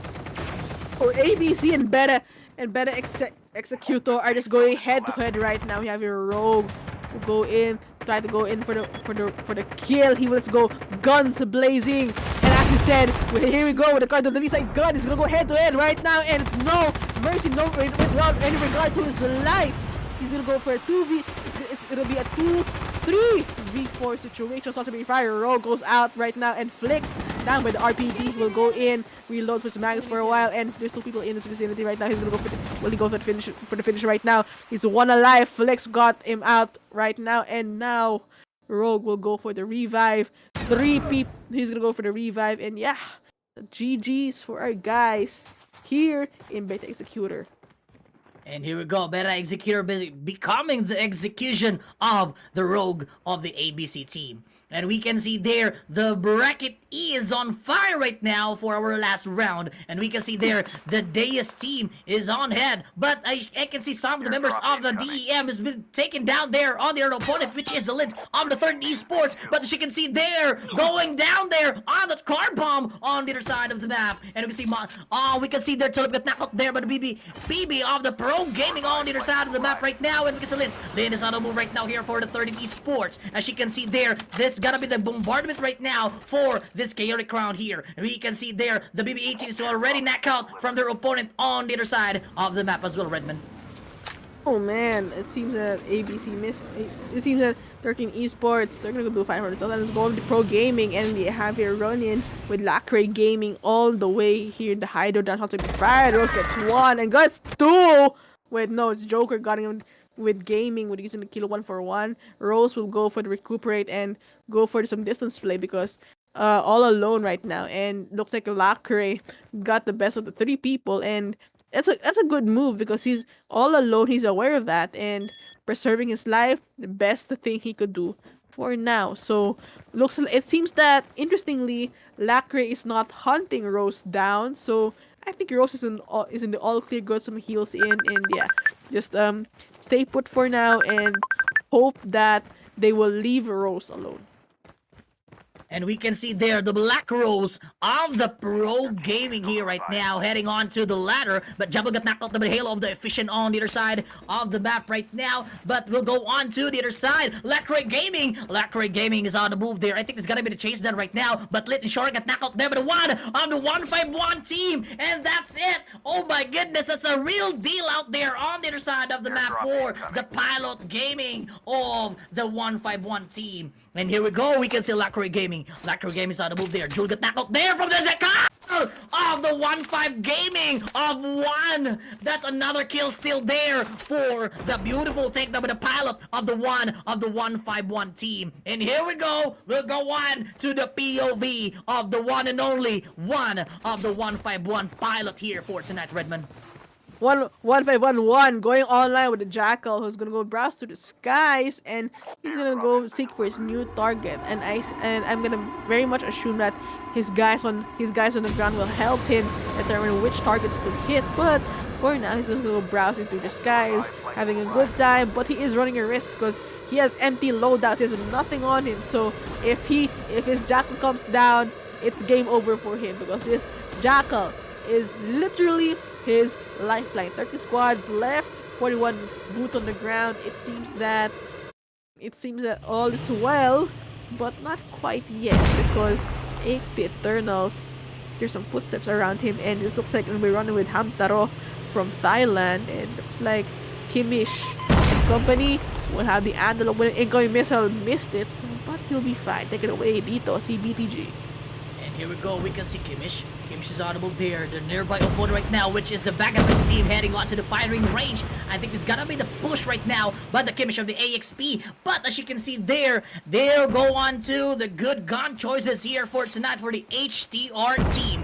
And we can see there some of our teams heading on to the upgrade system here for tonight. But we can see there some of our team as well heading on to Revival Flat has been taken off there as well here. And we have here the bottom is on the move there for the HTR team. We can see a lot of gameplay is being used out there for the AXP and the HTR team for their team. And we can see there the AXP, I think it's gonna be the push right now for the AXP against the HTR team. And we can see there up in the sky here for the Charlie of the HTR. We can see Grim Reaper got knocked out there by the Kai of the AXP team. I think there's gonna be the push right now for the AXP against the HTR team. And we can see Desi. Oh, Charlie got knocked out there by the Desi of the AXP team. Oh, that great knockout coming from the AXP team. And we can see there, that's a great steal out there from the sniper. And we see Kimish. Kimish is on the move. Grim Reaper is on the move. Got knocked out there by the Kai. As well as the Frozen got knocked out of Kimish of the AXP team. And here we go. Another opponent's here contesting the skills of the AXP team. And we have the Vagabonds is being contested by the AXP team. I think there's gonna be a good rivalry here for tonight's battle here. What can you say about that rivalry between the AXP and the Vagabonds? Redmond Gaming. So this rivalry is between kills and they're neck and neck right now because XP with 100 point with a almost 100 with their hit the 100-point mark and Vagabonds, although it looks like they're guaranteed to qualify at this point, but they really want to widen the gap to make sure that they're really safe. But so yeah, there is some tension going on, possibly some tension going on because hey, being the #1 killers and up next to AXP, yeah, it's gonna be getting a little heated, and we love a good competition right now. It's the final round of Bracket E, and yeah, give it all you've got because everything, just lay everything out because it's the last round, and you have nothing to lose if you give everything you have to offer right now. And it looks like AXP and AXP Kimish has the high ground with the N1 and EB. He's trying to figure out where the Vagabonds are. Nowhere in sight so far. And the closest he can get is Desync and Viper to his vicinity, but nothing else so far. So yeah, with silence for now. Just playing some hide and seek with Vagabonds and AXP Eternals. So just patience game until they can finally get a head peek out from the bushes. And here we go. We can see their Barrel of Seagra trying to hide something from it right now here against an efficient team. And we can see their Seagra scoping around the corner right now for the spot of the efficient. But as you can see there, the efficient team is ready to fire the trigger right now against. Oh my god, we see Glenn get knocked out there from the headshot of the AK-47 of Meiji on the Seagra team here. I think it's gotta be the push right now against the efficient team towards the Seagra team here right now. Meiji, we can see the headshot. Oh, that's a kill still coming from the setup of the ABC team here right now. River Case is on the move right now here, then trying to revive her teammates right now for the efficient team, but the ABC call is here using that pump gaming here right now. And here we go. I think it's gonna be the difficult situation right now for the efficient team. Using that pump gaming is a great advantage here to make it to make a heck of a reaction right now for the efficient team not. Oh my goodness, Redmond Gaming for the engagement here for tonight. Ooh, that's quite a rough thing NRX432 had to deal with because they had at one point they had two people pursuing them, and looks like ABC Cal has the SMRS ready, trying to figure out when to shoot it out. Dawn was on the head of that rocket. It didn't quite hit him, but it was enough to scare him, give some warning shots. Cal now gonna go for the hard push, and Dawn with the N1 on EBR shots are being fired from the rooftop, and looks like it's gonna be a head-to-head match between ABC and NRX. Who would come out on top? Well, it's literally the guys on top. No, really, the guys on high ground, because ABC has it right now, and so NRX will go for the distance play, go for the high ground on the hills, and maybe they have a shot out of this. Now, I do like how NRX is a little spread out, so ABC has more angles to worry about. So they're gonna play for default first, just testing out the waters on what they're gonna decide to do. Just Cal going for the armors, and Dawn going down here, and about whatever the N1 on EBR. Oh! And that's it. It looks like it's gonna be some cluster strikes. Glad with the Jack Swell was taking out, and Halo the AK-47 was taking out as well. Robo and double with the AK-47 as well. Oh man, shots being fired. Dawn going hand to hand again. Oh, yes, it's out. Cal is out, and that's gonna be it. Dawn versus two other guys from ABC. It's gonna be between Selup and Julie, if I'm not mistaken. Take it away.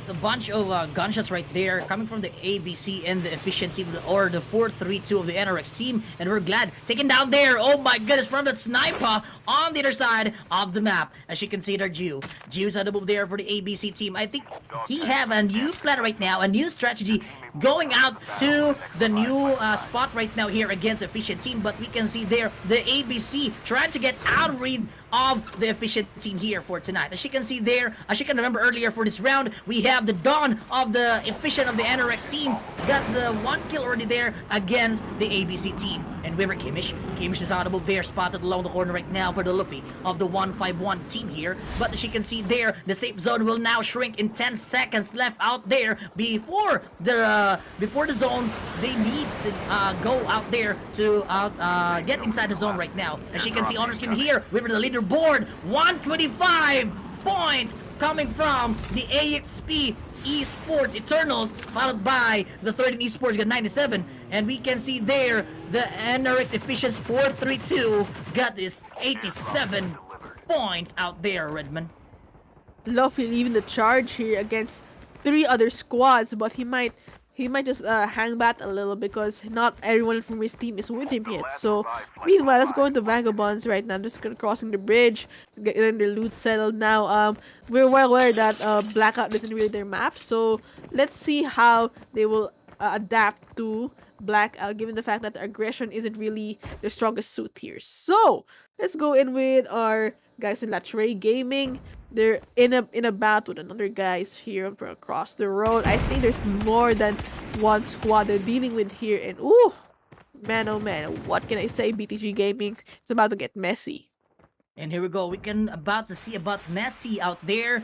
Redman Gaming, we have our host. Host is on the move there for the LCG, but there, got knocked out there from Danger Zone. Kurama got knocked out number one and only Jackal player, or the Jackal pilot, but whoever goes on the move there. Kendall got knocked out there from the ghost of the LCG team. I think there's gonna be the chaotic run here for the coming up the push right now by the FE team or the LCG team. We're going back to the lobby right now, but we can see Unknown taking down for real out there for the Lacray Gaming here. They managed to knock out one of the members or the 2 members of the FE team there. And over Toyo is on the move there for the FE team. I think this is gonna be the difficult situation there using that sniper. And we can see Gio got knocked out there from the leader zone on the other side of the map. And we see Don taken down there by Nizoko. Oh my goodness. Oh my. That's a great knockout there coming from the opponent of Don. And we can see Nizoko got knocked out by the Glad of the efficient team. That's a real deal out there coming from the host of the LCG against the FE team. And we can see there a lot of teams on the other side of the map taking some down out there on the floor of the Dawn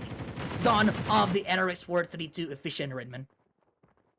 Okay, that's gonna be Ray Gaming, and there's three more squads on their tails: Vagabonds and XP Eternals, and jeez man, with Toyo and company going head to head with Vagabonds. Oh man, it's going to get started right there down, and ooh man, hindi natin taking out Banana Suel, the SMRS man, the chaos ensuing. Yato trying to run for his life right now because he has no visual on anything what's happening right now, and he has to pull out as much as he could. Armor out now, and looks like Lacray Gaming caught attention of this, and looks like they're going to hard push of Vagabonds in this small area. It's not going to be a good look for them because from what I'm seeing, Lacray has the high ground advantage, and all they can do is pull back and hope that they follow you, because if they follow you, they're going to even on the playground, and it's going to be a fairly more simple close quarter combat. And we can see that's a close quarter combat right now by the Vagabonds as well as the AXP team. But one and only right now is being engaged there by the Yato of the Vagabonds team, by the Jackal gameplay here right now. And here we go. Let's proceed to the POV of the one and only one of the 151 team here. And we can see, I think it's gonna be the push right now by the Jackal gameplay of one of the 151. But 0 to hero got knocked out there by the Kai of the AXP. Kai got knocked out there by the host of the LCG. That headshot by the AK-47. And we can see the one is up there against the Ultra. I think this is gonna be the use of the Jackal gameplay on that bombardment of the one and only one of the 151. And we can see the Vagabond seems to be pushed around there, but the efficient case is audible there. I think it's gonna be the 2v1 situation on your screen right now, Redman. Oh wait, let's go with Latre and company right now. They're sticking up with Kai, and it looks like, oh man, someone's behind this door. He knows somebody's there. Viper's getting wall banged really hard, and with the Jack 12 start to finish up the kill, start to be fired, and Viper's stuck in the doorway, and man, looks like it was one and done, and one was taken out, and the Jackal, it's no more. It's gonna be everybody on the land fight right now. 5 squads remaining, 14 souls on board. Yato will lead the charge against our guys in Black Ops 1 151. And looks like it's gonna be a hard push from them. Okay, there you go. They're gonna go for the push. Luffy and company, they're not gonna be in a good shot. It's your shot in trouble as well. Yato gonna go for shot, and there you go. Takes him out with AK-47. Gonna be an easy peasy lemon squeezy for them, but they have more things to worry about because there's 2 more squads left, and that's the only thing that that's the only two squads are standing in their way to the Victory Royale. Alright, you can see there, K's out above there, as well as the rest of the gang here for the efficient team. I think there's gonna be an open area last circle of that here for tonight. For the Vagabonds team, the Lacray Gaming, and the efficient team going down there for the last circle. And we can see there, this I think it's gonna be Happy New Year right now for the efficient by against the Vagabonds team here. I think it's gonna be the push right now. Going on to the engagement here. Yato got knocked out the case of the efficient team. And we can see there, I think it's gonna be a difficult situation right now by Yato. Yato got knocked out the case of the efficient. And we can see there, K's audible there against Nash on the back of the team. We can see the shot there, right there. Oh my goodness. We can see the three-way view out there. And here we go. Oh my god. That's the end of the round. Team number 6 got the winning crown for tonight's Bracket E. Wow! Just wow! Rivalry Esports just left everybody in shock with the upset getting the top 1 spot in the final round here in Blackout. Here in Blackout, just wow! Amazing performance here, and what can I say? Nailed it beautifully.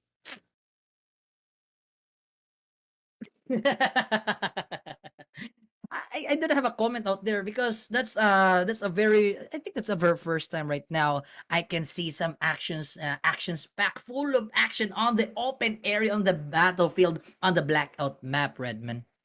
That's a Yeah. real deal out there, grabe. Grabe. Yeah, it's really a lot to take in, but hey, that was quite a match we've seen here, and I love how all our teams managed to get through with these 6 rounds of battle royale, just continuous action, continuous gunplay, and it's amazing to see how the endurance of our esports athletes really come to evolve here, and yeah, quite amazing here. So congratulations to Rivalry Esports. You capped them for the last round. And yeah, besides this gaming, what are your thoughts? My thoughts is see you on the next round. That's my thoughts about the round. See you in minors. Yeah, the see you in minors. And thank you so much, Redman Gaming, for this opportunity to duo cast with you for tonight. And before we will end the stream, we have the post breakdown right now. We have VB Nash got the 8 kills out there. Kebs up got the 4, and we were Blue got the 3, and Yato got the 3 kills already there. What a great advantage here that we can see the Vagabonds trying a new skills, a new strategy on the Blackout map here. So first, I would like to correct myself. It was Vagabonds Esports who won. I read my notes wrong because the letter G on my notes looked like the number 6, and Vagabonds is number 6. So yeah, it's my fault. I'm having a Steve Harvey moment. Yeah, it's Vagabonds Esports capping the win for the second time this evening, just like the rival AXP Eternals. So right now they're sitting at 6 plus 8, 8, 9, 10, 11, 12, 13, 14 kills plus 4. There's gonna be 18 kills. So Vagabonds Esports turned the tide. We've been saying this a while ago that Vagabonds Esports, they don't really do well in Blackout, and look at that. They surprised everybody by pulling up with an 18 kills and the victory royale. That's amazing because that's how you prove people wrong. You're good and isolated, and not really good in Blackout, but you turn up with this match like this. If they keep doing stuff like this, there's a good chance they can take it all in Zero to Hero. I couldn't agree more. Shout out to Super Clark. Shout out to Super Clark. Thank you so much for that word.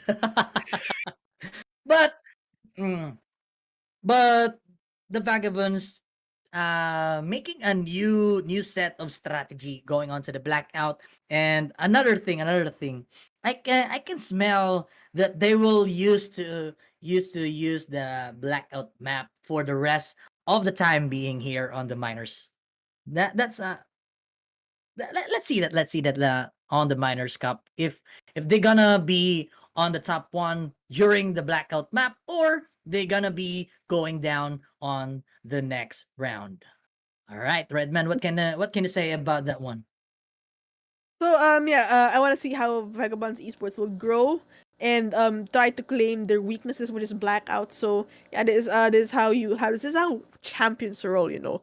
Go in, identify your weaknesses, and yes, I'm just being notified right now that all our minors will be in first person perspective, which is a game changer because in our eliminations we're mixed with third person perspective, and the fact that we're gonna exclusively in first person perspective is gonna be different because there are significant there's significant cons towards first person perspective that there are things that you can do in third person and you can't do in first person. So it's gonna be a challenge, and I'm excited to see that. All right, but before we will end right now, because we're excited to show out there our leaderboards. Redman Gaming, are you ready? And here we go. We can see there the AXP Esports Eternals. Drum roll, please. And Got the 138 points for this matchup for the round 1 to round 6. And followed by the NRX Efficient 432 got the 115 points. Vagabonds Esports got 106 points.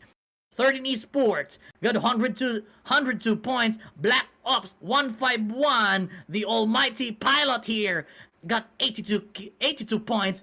ABC Mystic got 74 points. Hamtaro got the 69 points. Arcanum Esports Fortis got a 53 points.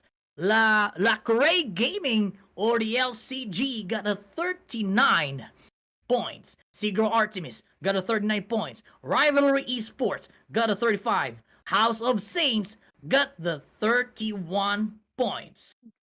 AOB Esports at 28 points, Pro Gaming at 27 points, Beta Executor at 25 points, Extraordinary with 22 points, Deus Ex Machina version 2 with 17 points, SDPH Creed with 14 points, Outrageous with 14 points, Dark X Ambassador with 7 points, Potato Aim Esports at 6 points, Fortis Exercitus with 4 points, Lost Treasure, What Bro Legend, City of Legends, all standing in at 0 points.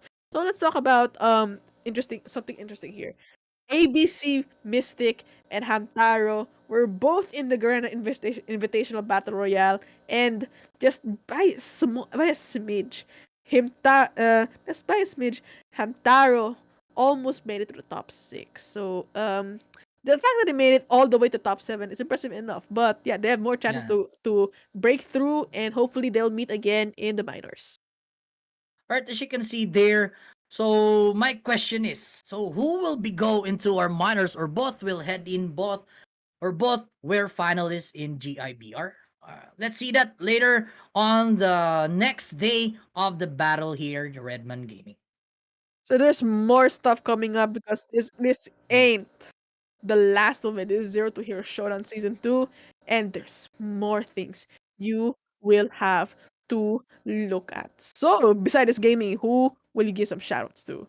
All right, shout out to Paramount Gaming for giving us the Zero to Hero Showdown Season 2 for tonight.